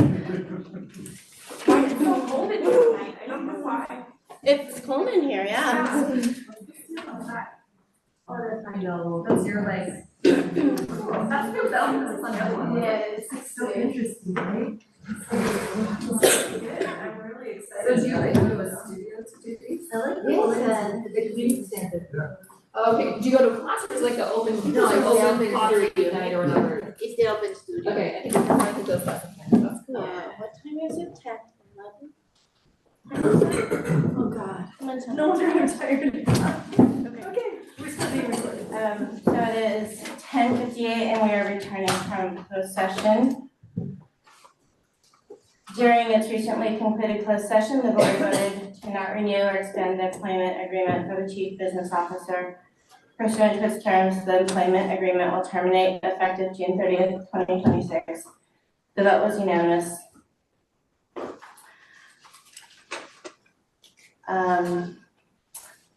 Secondly, during its recently concluded closed session, the board voted to approve a settlement agreement resolving the employment of a permanent classified employee number 370633. The vote was unanimous. Under the terms of the agreement, the employee agrees to submit their irrevocable resignation from the district. In exchange, the district agrees to place the employee on administrative leave until a date certain. The employee agrees to waive and release the district from any and all legal claims relating to or arising out of their employment with the district. And with that, we will proceed to adjournment. Our next meeting is Thursday, January 15th, 2026. See you then. Thank you.